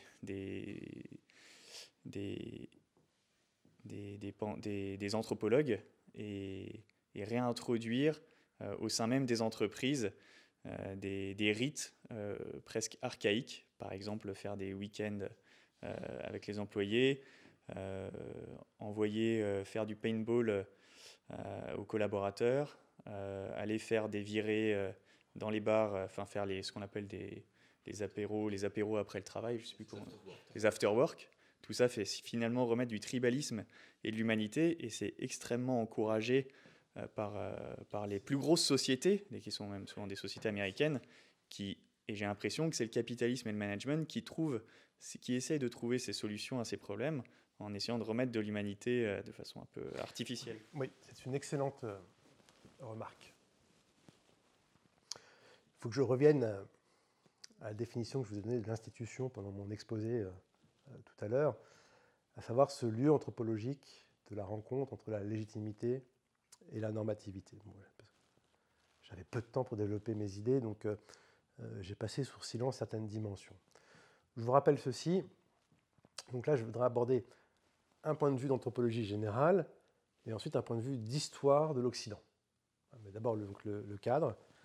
Je vous renvoie à un texte de Paul Valéry que vous trouvez dans ses variétés et qui s'intitule « Politique de l'esprit », où Paul Valéry affirme, en tant qu'écrivain, mais beaucoup d'écrivains en fait, sont des anthropologues, ils ont certaines intuitions pour décrire les structures des sociétés. Paul Valéry assure que donc, les sociétés ne peuvent vivre sans croyance, mais il utilise un terme que je trouve judicieux, sans structure fiduciaire. Sans structure fiduciaire. Donc une structure, c'est bien une architecture sociale. Fiduciaire, c'est-à-dire nous faisons crédit, nous faisons foi à quelque chose qui nous dépasse. C'est le pôle de la légitimité, c'est les discours fondateurs, ce sont les récits. Et les institutions s'emparent de ces récits, elles les entretiennent, elles les relaient, afin de normer les sociétés. C'est ce que j'expliquais tout à l'heure. Mais j'ai oublié de dire ceci, c'est que les institutions parlent le langage du symbole.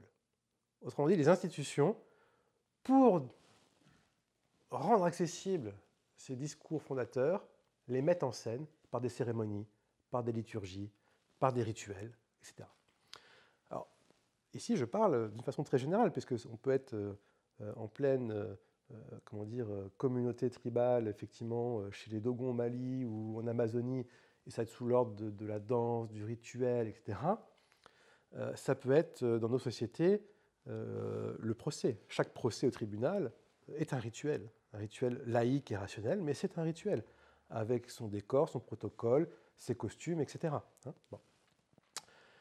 Ça, c'est le cadre général. C'est que les sociétés humaines, même quand elles prétendent se gouverner par la raison se fonde sur la déraison. Il y a un absolu de déraison à l'origine de toutes les sociétés humaines. Voilà. Bon. Maintenant, l'Occident.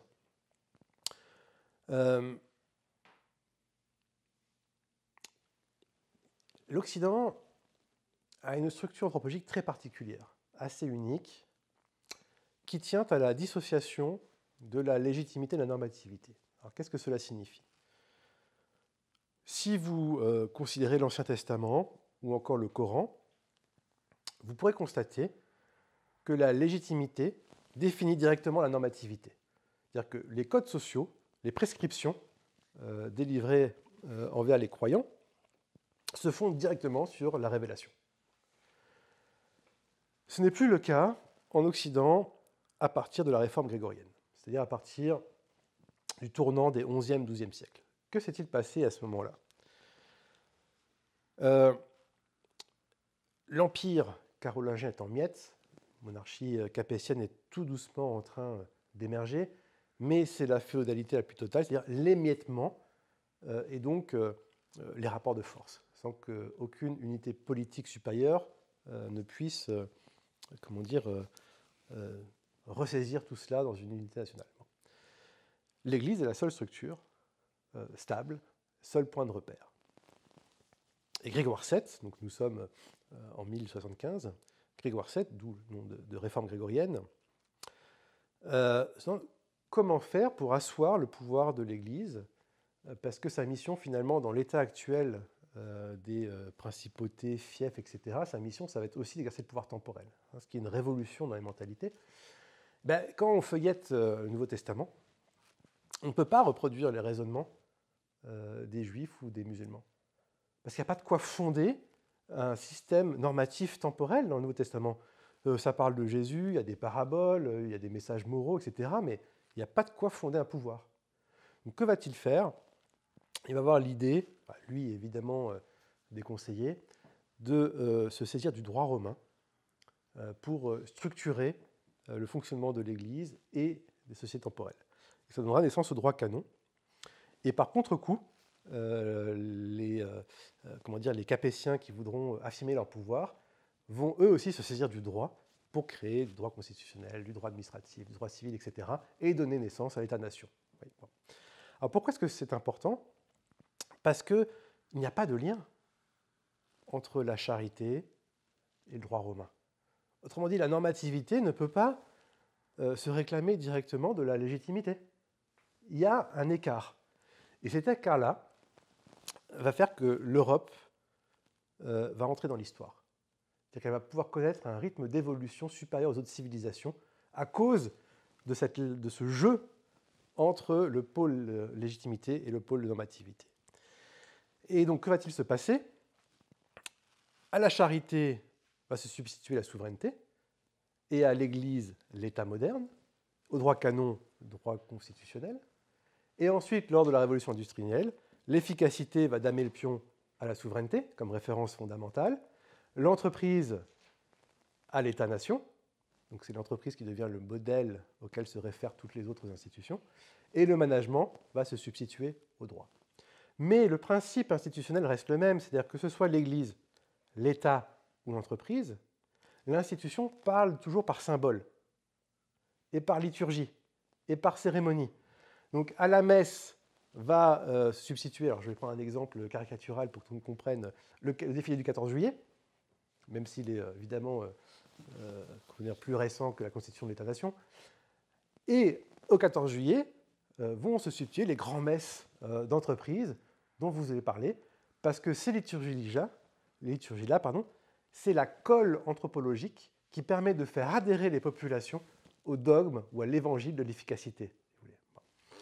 Et j'ajouterai ceci, c'est que non seulement le management donc, tient un discours de transparence, d'efficacité, de rationalité, mais il est fondé sur effectivement des pratiques tout à fait irrationnelles, mais en plus, ces théoriciens en sont conscients. Je vous donne un exemple, qui est l'exemple, quelqu'un qui est connu quand on étudie le management, qui est Elton Mayo. Vous voyez, c'est le père d'un courant qu'on appelle les relations humaines, qui apparaît dans les années 1920-1930, et c'est l'origine de ce qu'on appelle la psychologie industrielle. Hein. Donc finalement du maniement des subjectivités dont je parlais tout à l'heure dans la définition du management. Quel est le raisonnement d'Elton Mayo? On ne le trouve pas ça dans les livres de management, on le trouve quand on lit directement Elton Mayo dans le texte. Elton Mayo nous dit ceci, la révolution industrielle a créé un décalage entre le niveau de complexité technique et les compétences humaines. Il y a un décalage, c'est-à-dire que nous serions inadaptés à notre environnement. Et la tâche de la formation, c'est justement de combler cet écart. Donc c'est l'acquisition de compétences. Mais il dit, on ne doit pas renoncer à tous les collectifs. Et donc, je vais me servir des travaux des anthropologues qui, eux, m'apprennent comment fonctionnent les communautés traditionnelles pour transposer ce type de fonctionnement dans l'entreprise. Et là, c'est la naissance qu'on appelle la dynamique de groupe, qui est encore aujourd'hui mise en œuvre par les consultants, les managers, etc. Donc cette transposition des acquis de l'anthropologie au management fait partie quelque part, si je peux me permettre, du programme génétique du management. Merci Baptiste. Alors on est passé à des questions un peu plus ouvertes. J'aimerais vous poser une question sur votre activité de maître de conférence que vous exercez depuis 2010. Et vous êtes également responsable d'un master de management. Et je voudrais vous faire réagir à une citation de Jules Verne, tirée d'un de ses romans qui est paru au XXe siècle. Alors pour recontextualiser très rapidement, c'est un roman que Jules Verne écrit en 1863, donc sous le Second Empire, en pleine révolution industrielle.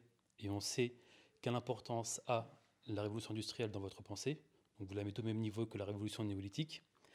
Et dans cet ouvrage, Jules Verne imagine la ville de Paris en 1960, une ville totalement industrialisée, hyper industrialisée, dans laquelle tout est tourné vers la technique, l'efficacité, etc.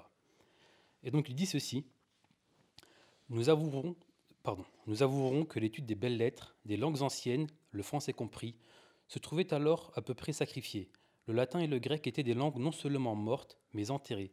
Il existait encore, pour la forme, quelques classes de lettres mal suivies, peu considérables et encore moins considérées. Et j'en viens à ma question.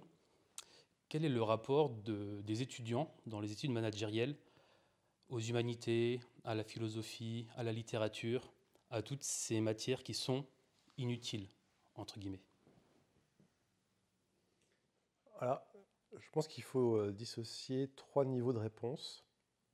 D'abord, en introduction, cette période 1850-1860, qui correspond effectivement à la modernisation de la France sous Napoléon III, conduit d'ailleurs par des conseillers saint-simoniens, des disciples directs de Saint-Simon, s'est accompagné d'une pluralité de romans dystopiques sur l'avenir industriel et l'effondrement de l'humanité. Donc je conseille à tout le monde d'aller simplement sur Gallica. Tous ces textes sont téléchargeables et il y en a des dizaines, des dizaines et des dizaines. Et donc Jules Verne s'inscrit effectivement dans cette tradition. Tout d'abord, lui, très optimiste par rapport au progrès technique, mais de moins en moins au fur et à mesure qu'il vieillit. Alors, si je peux me permettre, cet ouvrage-là, si vous voulez, c'est le premier qu'il a écrit, qu'il a envoyé à son éditeur Hetzel et qu'il a refusé. Et à ce moment-là, donc Jules Verne a écrit 5 semaines en ballon, donc qui est une vision plus positive de la technique. Et du coup, Jules Verne a pris une voie totalement différente, mais alors qu'initialement, il était plutôt pessimiste sur l'industrialisation. Ah, voilà, juste vous m'apprenez quelque chose. Et donc, une fois, je pense que la notoriété acquise, il aura pu se permettre d'être de nouveau un peu moins optimiste. Alors, maintenant, quels sont les 3 niveaux de réponse? Le premier niveau, c'est que les étudiants en management, alors que l'on trouve en France dans des écoles de commerce privées et dans des écoles de commerce universitaires que sont les instituts d'administration des entreprises. Donc c'est un système français un peu particulier puisqu'il repose sur cette dualité privée-publique. Premièrement, ces étudiants n'ont aucun rapport avec les humanités puisqu'ils ne sont pas enseignés dans ces établissements. Moi-même, quand je suis entré en école de commerce en 1999, les humanités n'existaient déjà plus, il n'y avait plus de cours de culture générale. Ils avaient été remplacés, donc c'était le discours officiel de l'époque, ils avaient été remplacés par le développement personnel. Donc c'est assez significatif, et cela rejoint les propos précédents sur l'homme industriel, l'homme compétent. Le développement personnel, c'est comment dire, la paix de l'âme nécessaire à la production. Je le dirais comme ça. Bon, donc premier point de réponse, il n'y a pas de rapport, parce que les deux ensembles ne sont pas mis en relation. Il n'y a pas de point d'intersection entre les deux ensembles, étudiants, culture générale. Deuxième niveau de réponse, et si malgré tout, par hasard, on les confronte aux humanités? Manifestement, c'est ce qui se passe dans mes cours, puisque je vais, à travers la philosophie, l'anthropologie, les sciences humaines, questionner les savoirs managériaux, par ailleurs dispensés par mes collègues. Alors là, se posent plusieurs questions. Premièrement, celui de la compréhension. Il n'est pas sûr que les étudiants comprennent les enjeux de ce que je peux leur enseigner, même si, évidemment, je cherche à faire œuvre de pédagogie et que je vulgarise mon propos. Deuxièmement, il semble qu'une partie non négligeable d'entre eux soit relativement intéressée et touchée par ce message. Mais qu'en reste-t-il une fois rentré sur le marché du travail? Je ne fais pas beaucoup d'illusions sur l'efficacité, pour utiliser ce terme, donc sur l'efficacité de mes interventions.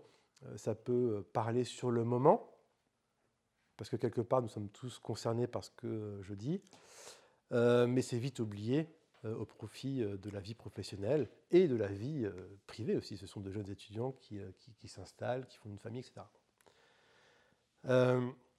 Troisièmement, et je trouve que finalement c'est le niveau le plus intéressant, c'est moins le rapport des étudiants aux humanités qui me semble pertinent d'analyser que le rapport des recruteurs aux humanités. Et là, on voit actuellement un mouvement, me semble-t-il, assez significatif d'intérêt des recruteurs pour les étudiants qui ont suivi des cursus en humanités. Pourquoi ? Au nom de, du non-conformisme, de l'innovation, de l'apport d'idées, de la capacité à générer, des idées au sein d'une équipe projet, etc. Mais vous voyez, on assiste exactement au mouvement de conversion dont je vous parlais tout à l'heure. Ce qui intéresse les recruteurs, ce n'est pas le contenu de la culture générale des humanités. Ce ne sont pas les idées qui sont défendues. Ce qui intéresse les recruteurs, c'est le potentiel cognitif de ces étudiants qui seraient plus élevés, et je pense que c'est vrai, que ceux des étudiants en management, et donc leur contribution à la performance de l'organisation serait plus élevée. Autrement dit, on assiste à un recyclage de la philosophie en potentiel cognitif. Oui, je crois que c'est le bon terme, en potentiel cognitif.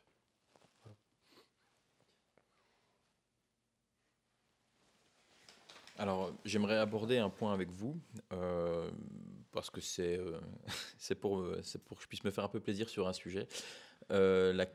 Est-ce que vous êtes porté sur les travaux de René Girard? Ou peu? Un petit peu, mais pas. J'en fais pas le centre de ma pensée. Le but, c'est pas tellement ça. Enfin, disons que je sais qu'il est aussi en partie décrié d'un point de vue académique, donc c'est pas forcément facile d'aborder son Oui, parce qu'il est entre théories. Littérature et sociologie, donc comme il n'est pas identifiable, il est assez anthropologie aussi un peu, donc c'est un peu un ovni. Néanmoins, je trouve, en tout cas de mon point de vue, que la théorie qu'il a formulée par rapport au fait que les sociétés humaines, quelles que soient les échelles finalement, structurent une culture sur la désignation d'un bouc émissaire, trouve un écho finalement dans les pratiques managériales. Surtout quand on revient un peu à la discussion précédente où on parlait des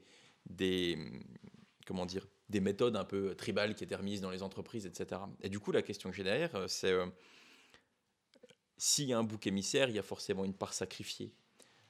Est-ce que c'est J'imagine que les théoriciens du management l'acceptent, ça, que ça fait partie des éléments, ils disent voilà, on élimine ces parties-là des comportements, alors ça peut peut-être aller jusqu'aux personnes, etc.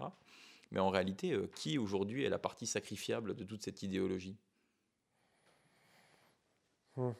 Alors, je distinguerai deux niveaux de réponse, comme je l'ai fait tout à l'heure pour la question qui portait sur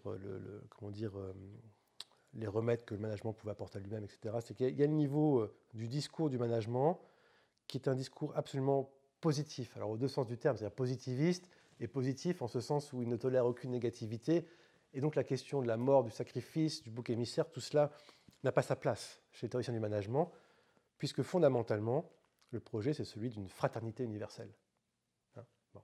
Maintenant, il y a celui de la réalité, du fonctionnement des sociétés, et comment dire, de l'effet que produit le management, effectivement, non seulement dans les organisations, mais aussi dans les sociétés. Bon.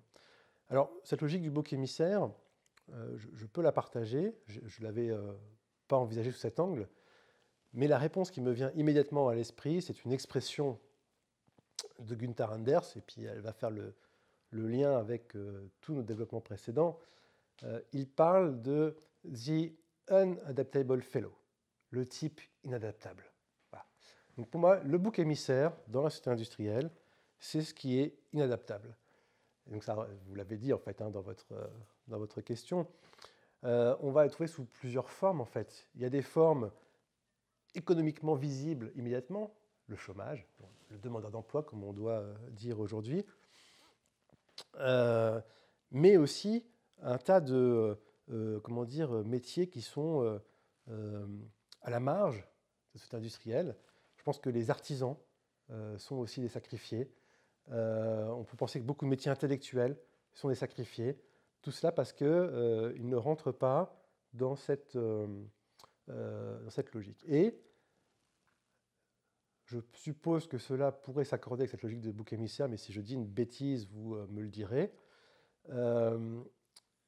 Cette exclusion, ce sacrifice, se légitime par une diabolisation entretenue par des médias, par des discours dominants qui visent à exclure du cercle de la raison, mais donc de la raison industrielle, tous ceux qui ne s'y adaptent pas et qui n'y adhèrent pas. Parce qu'il ne suffit pas de faire fonctionner ce système, il faut l'aimer. Il faut y adhérer. On ne peut pas être fraternel si ça ne vient pas du cœur. Effectivement, c'est vraiment une des dimensions aussi du bouc émissaire, c'est-à-dire que c'est pas juste être perdant à un jeu, enfin, d'une certaine manière si, mais c'est être désigné comme coupable du mal-être collectif. Tout à fait. Il y a, et c'est cette idée même que finalement, la désignation du coupable collectif, elle émerge d'une forme de consensus collectif aussi, c'est-à-dire il y a une... Voilà, il y a... Bon, alors après, c'est un jeu de rivalité mimétique, etc.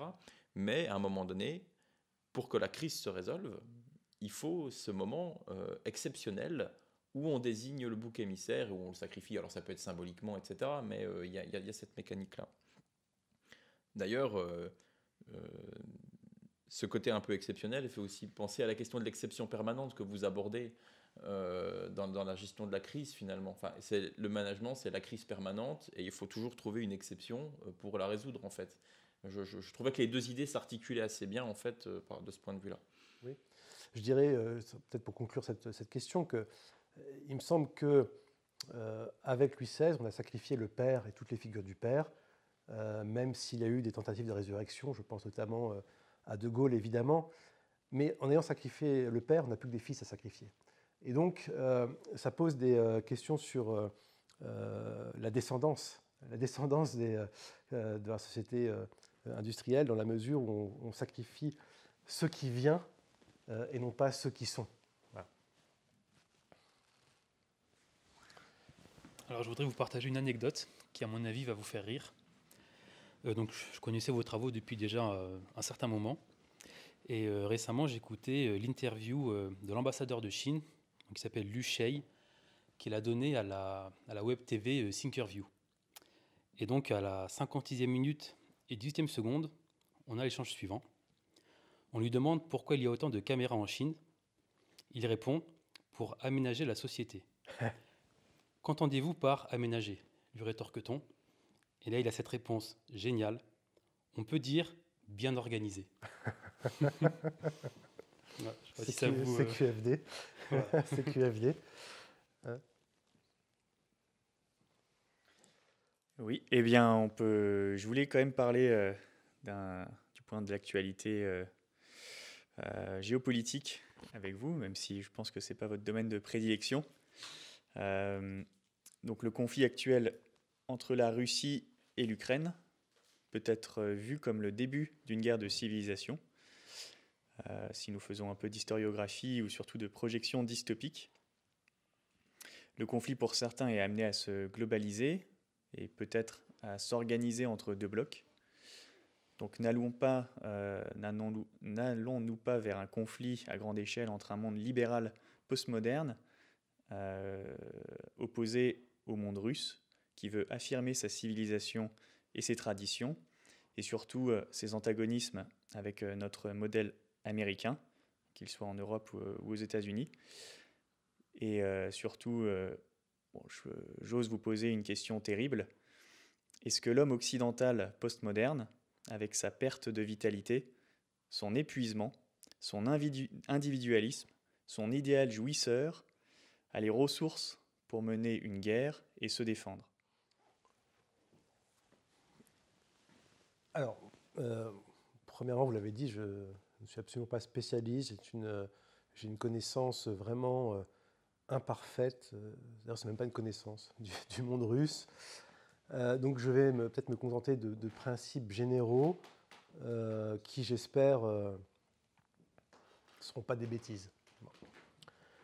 Il est certain que ce monde managérial, qu'on ne cesse de décrire depuis tout à l'heure, relève de ce que Carl Schmitt appelait l'élément mère. C'est le monde de la fluidité, c'est le monde de la liquidité, de la circulation. Et c'est ce qui fonde la géopolitique américaine. Bon. Alors, que l'Europe soit l'appendice des États-Unis, c'est évident. En tout cas pour moi. Saint-Simon, qui est donc l'un des inspirateurs principaux de la société industrielle, a fondé sa doctrine à partir de ses 5 ans passés aux États-Unis et de son admiration pour la Pennsylvanie et les Quakers. Les Quakers représentent la deuxième vague des migrations aux États-Unis. Donc ils sont en quelque sorte la pureté des États-Unis. Et leur message, c'est un message d'immédiation. On n'a pas besoin de corps intermédiaire, on n'a pas besoin d'institutions, comme par exemple un prêtre, parce qu'on peut rentrer directement en contact avec le Saint-Esprit. Et donc le modèle social américain, c'est celui d'une société de l'immédiateté, de l'immédiation généralisée. Et en important ce système de pensée dans sa doctrine, Saint-Simon a contaminé une bonne partie du continent, pourtant rattaché au pôle Terre, selon la dualité schmittienne, a contaminé avec cet élément aqueux, donc liquide, maritime, le continent. Et donc, en introduisant le management et en transformant nos institutions en organisations, on ne cesse de se soumettre à cet imaginaire maritime qui n'est pas un imaginaire continental fait d'enracinement, de stabilité, de verticalité. C'est un monde horizontal et fluide. Alors, si je rapporte cette dualité terre-mer à votre question d'actualité, il me semble effectivement qu'on assiste à un conflit entre la terre et la mer. La mer représentée par les États-Unis qui se servent évidemment de leur base européenne, enfin même de la base de l'Union européenne, je vais plutôt le dire ainsi, qui finalement était inscrite dans le programme de la reconstruction dès la fin de la Seconde Guerre mondiale, et oppose ce pôle-là à un pôle terrestre. Alors, le pôle russe est-il aussi terrestre qu'on peut le croire? Je n'ai pas les éléments de connaissance pour le dire. Poutine a-t-il effectivement, ressuscité la tradition orthodoxe, ressuscité quelque chose de l'ordre de l'identité russe? Je ne le sais pas. Est-il suivi par son peuple? Je l'ignore. Je n'ai pas les éléments de connaissance pour vous répondre. Donc, on peut faire l'hypothèse, ça paraît crédible d'un point de vue conceptuel et intellectuel, qu'il y a ce conflit terre-mer entre deux civilisations, mais il faudrait des éléments un peu plus empiriques pour pouvoir valider cette hypothèse. Merci Baptiste. Oui, Georges, au micro. Justement, alors moi j'ai 2 questions, comme je ne t'en ai pas posé une seule depuis le début, je vais me faire plaisir en 2 temps. Dans un premier, c'est justement rebondir sur la question faite à l'instant par Julien. Comment est-il possible dans une société qui, pour reprendre ces termes, est de plus en plus portée sur l'individu et la performance individuelle, d'envisager une performance collective de défense ou d'offensive dans un contexte de guerre. Est-ce qu'effectivement, on a aujourd'hui des organisations qui nous permettent de répondre au contexte actuel, et surtout, est-ce que les individus qui font nos sociétés européennes vont accepter de se mobiliser volontairement, vont peut-être même être candidats à la mobilisation, ou est-ce qu'au contraire, on va faire tout notre maximum, tel que c'est la voie qu'on semble suivre pour l'instant, tout notre maximum pour éviter ça? Je réponds à cette question avant que tu poses la deuxième. Il y a plusieurs choses qui viennent à l'esprit, et ça va permettre de compléter la réponse précédente, parce qu'il y a un aspect de la question à laquelle je n'avais pas répondu. Les sociétés humaines se reproduisent parce qu'elles ont une raison de vivre. C'est ce qui nous différencie des animaux. Et on peut observer qu'elles ont une raison de vivre si elles atteignent le seuil de renouvellement des générations. Manifestement, l'efficacité n'est pas une croyance qui justifie une raison de vivre. Et donc on assiste au fur et à mesure de l'industrialisation, après avoir bénéficié des bienfaits de la technique, et donc de la réduction de la mortalité infantile principalement, on assiste à un effondrement de la natalité et à une baisse tendancielle, non pas du taux de profit comme disait Marx, mais du taux de fécondité. Donc moi, il me semble que cet épuisement vital dont on parlait se manifeste ici dans la difficulté croissante que nous avons à renouveler les générations et qui explique aussi en partie, je dis bien en partie, l'immigration. Voilà. L'immigration, c'est une question économique, certes, c'est une question idéologique, bien sûr, c'est aussi une question démographique, mais le fait est qu'en une génération, les immigrés adoptent la croyance en l'efficacité. Bon. Donc il y a un problème fondamental dans notre scénario fondateur, dans notre logiciel, si je veux me permettre cette métaphore cybernétique, dans notre logiciel, qui, à mon sens, met en danger, dans les siècles qui arrivent, peut-être les décennies, je ne sais pas, l'homme occidental, l'homme européen. Bon. S'il y a épuisement vital, évidemment, il va y avoir la difficulté à assumer la conflictualité. Donc, l'utopie managériale qui est celle de la gouvernance, par laquelle nous sommes gouvernés, je le disais tout à l'heure, est un message intégralement positif, porté sur la paix, même s'il y a des intentions cachées bellicistes, évidemment, parce qu'il faut bien des accès aux ressources. Mais quand l'imaginaire des peuples est travaillé par ce discours, il n'est pas prêt à s'engager. Alors que se passe-t-il? C'est que la résistance disparaît derrière la résilience. Et donc là, on observe une substitution des termes qui est vraiment signifiante, significative. On résiste à un oppresseur, on va se battre pour une cause. Le vocabulaire ici, il est guerrier. Il faut quand même s'imaginer que si on était occupé, comme c'était le cas dans les années 40, on demanderait aujourd'hui à la population d'être résiliente. C'est-à-dire d'accepter la domination, mais de faire en sorte de pouvoir se reconstruire sous domination. Donc, je ne pense pas qu'on puisse mobiliser une armée à partir de la résilience, même si notre président s'engage à lancer un grand plan de résilience économique et sociale. Voilà. Donc, voilà un indice, c'est-à-dire que les psychologues, les consultants, les politiques, les scientifiques, les universitaires, n'ont que le mot résilience à la bouche, et le mot résilience, c'est un synonyme de démission. Voilà. Merci pour ta réponse. Une deuxième question qui fait écho aussi à un conflit en quelque sorte que nous rencontrons, que nous abordons depuis plusieurs années, c'est tout ce qui a trait aux perturbations climatiques, au changement climatique, et notamment à l'impératif, puisqu'on nous le sérine de plus en plus, à l'impératif de décroissance. Comment, dans ton constat, dans ton modèle, tu parviens à combiner à la fois des individus qui sont effectivement portés sur leur performance individuelle et un système qui les pousse à être performants individuellement, avec un discours de décroissance, et même, c'est le deuxième volet de ma dernière question, et même la proposition du revenu universel. Est-ce que le revenu universel s'inscrit dans une logique de management? Est-ce que c'est un biais qui va au contraire fragiliser cette logique? Voilà, je pose des questions très néophytes, mais j'ai envie d'avoir ton retour Oui, là-dessus. alors ce sont des questions de taille, comme dirait mon ami Olivier Rey, questions de taille.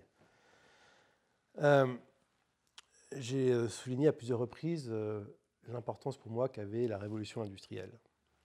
Bon, il y a un aspect central qui est celui de ce que j'appellerais l'extension du domaine de la machine. La méga-machine, comme disait Lewis Mumford, ou l'expression reprise par Serge Latouche, qui est un auteur justement de la décroissance.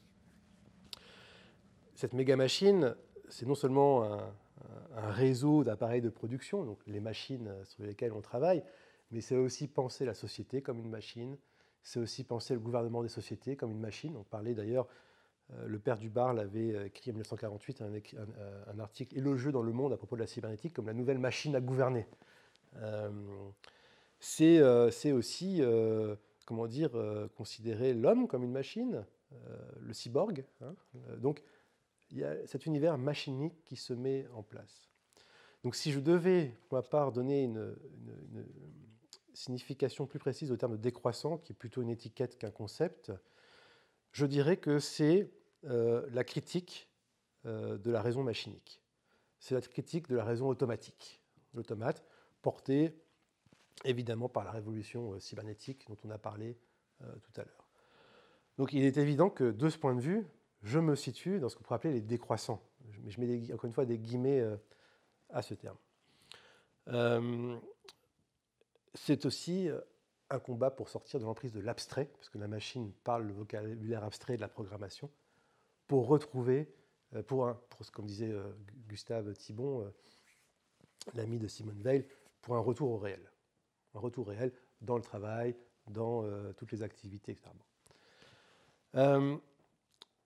Ce projet-là, il a une limite qui est évidente, qui est géopolitique, puisque nous en parlions à l'instant. Comment est-il possible de mener une critique de la société industrielle tout en ne renonçant pas à la puissance? C'est la question à laquelle je me heurte et à laquelle je n'ai pas encore de réponse.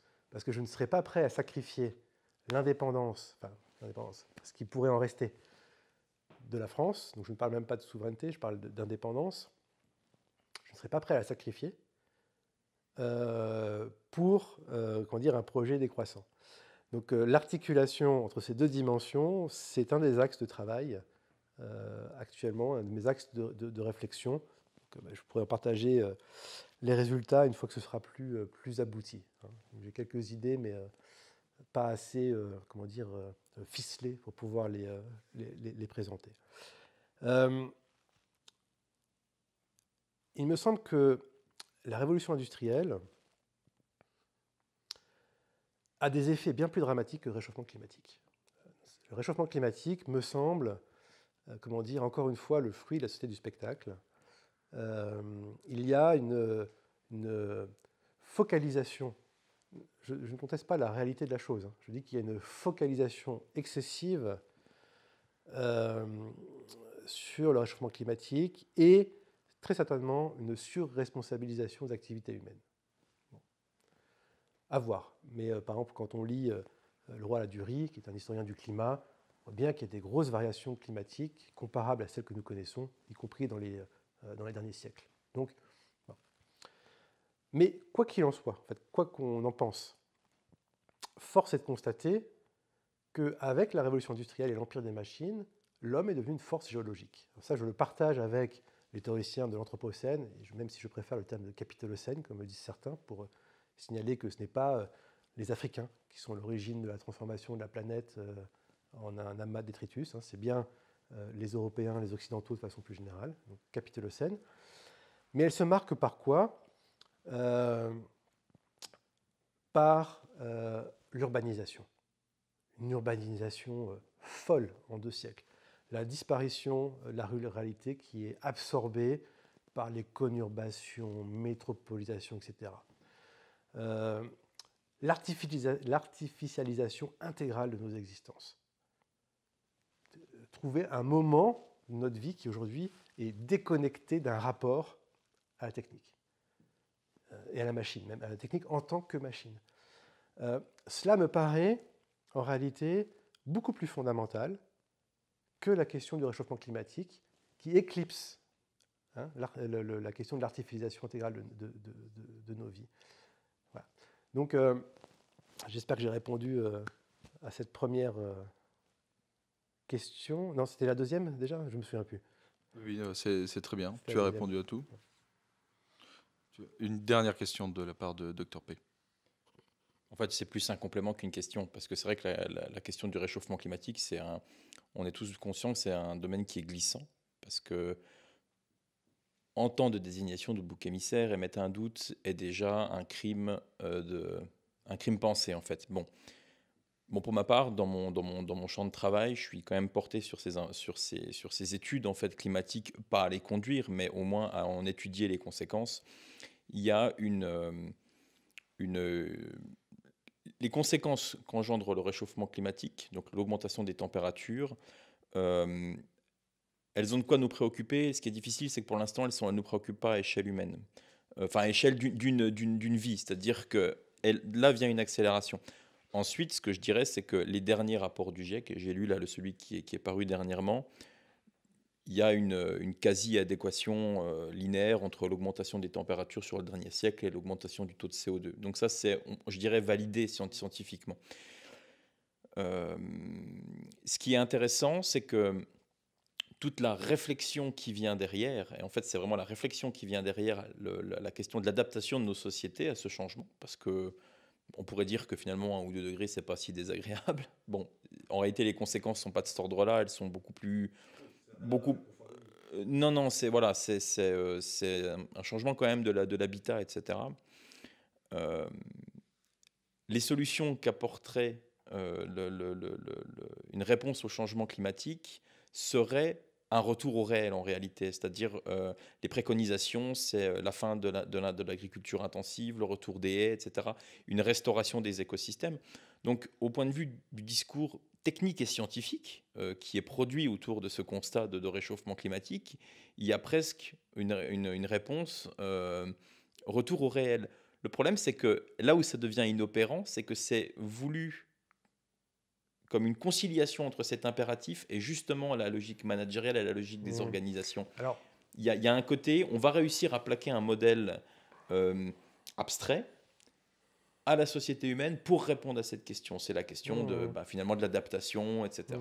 Alors, je vous crois volontiers quand vous avancez ces arguments scientifiques, mais je n'ai pas étudié la question, c'est pour ça que je fais tout simplement preuve de ce que Merton, qui est un sociologue des sciences, appelait le scepticisme organisé. Voilà. Je doute tant que je n'ai pas de certitude. Il me semble que le point très important que vous soulignez, c'est l'impossibilité de la représentation. Alors ça, c'est un point que Günther Anders a souligné, que Ivan Illich a souligné. C'est que les conséquences de la société industrielle sont tellement grandes qu'on ne peut plus les représenter. Par exemple, dans le cas du largage d'une bombe nucléaire, disait Günther Anders, entre le fait d'appuyer sur un bouton et qu'il y ait des centaines de milliers de morts, il y a un tel écart qu'en fait la réalité n'est plus représentable. Donc on doit la modéliser, pour revenir à notre discussion initiale épistémologique. Donc, comment comble-t-on l'écart entre un réel, démentiel, gigantesque, et la petite porte de notre perception? Eh bien, ça s'appelle les statistiques, ça s'appelle les modèles, les algorithmes, qui conduisent effectivement à générer des modèles organisationnels de gouvernance des populations, dont nous avons eu un exemple sous la forme d'un laissez-passer récemment, qui pourrait être évidemment décliné dans d'autres domaines d'activité. Et c'est ainsi qu'on masque le retour au réel. Enfin, la possibilité d'un retour réel. Baptiste, merci pour cette conversation. Merci. Sportif. Voilà, merci aux auditeurs qui sont restés avec nous jusqu'au bout de ces conversations. Vous pourrez retrouver très prochainement de nouveaux numéros. Donc pour cette nouvelle émission du Club du Mercredi, ce nouveau format sous forme justement de conversation. Vous pouvez nous soutenir sur Facebook, sur YouTube, sur Twitter et surtout sur Tipeee aussi. On a pu, vous le remarquerez j'espère, investir dans du nouveau matériel à l'aide de vos dons tout ce qui a été fait sur ces dernières semaines, ces derniers mois et quasiment ces dernières années, parce que en l'espace de 2 ans, on n'a pas pu produire énormément d'émissions. Donc j'espère que ce nouveau format vous plaira, que la qualité du son, la qualité de la vidéo vous plaira tout autant, et que Baptiste, nous aurons l'occasion de te revoir, soit sous ce format, soit à travers un autre format, mais que nous resterons en contact régulier avec toi. Très volontiers, merci. Veux-tu ajouter un dernier mot pour conclure ou c'est bon? Je te remercie. Merci à tous.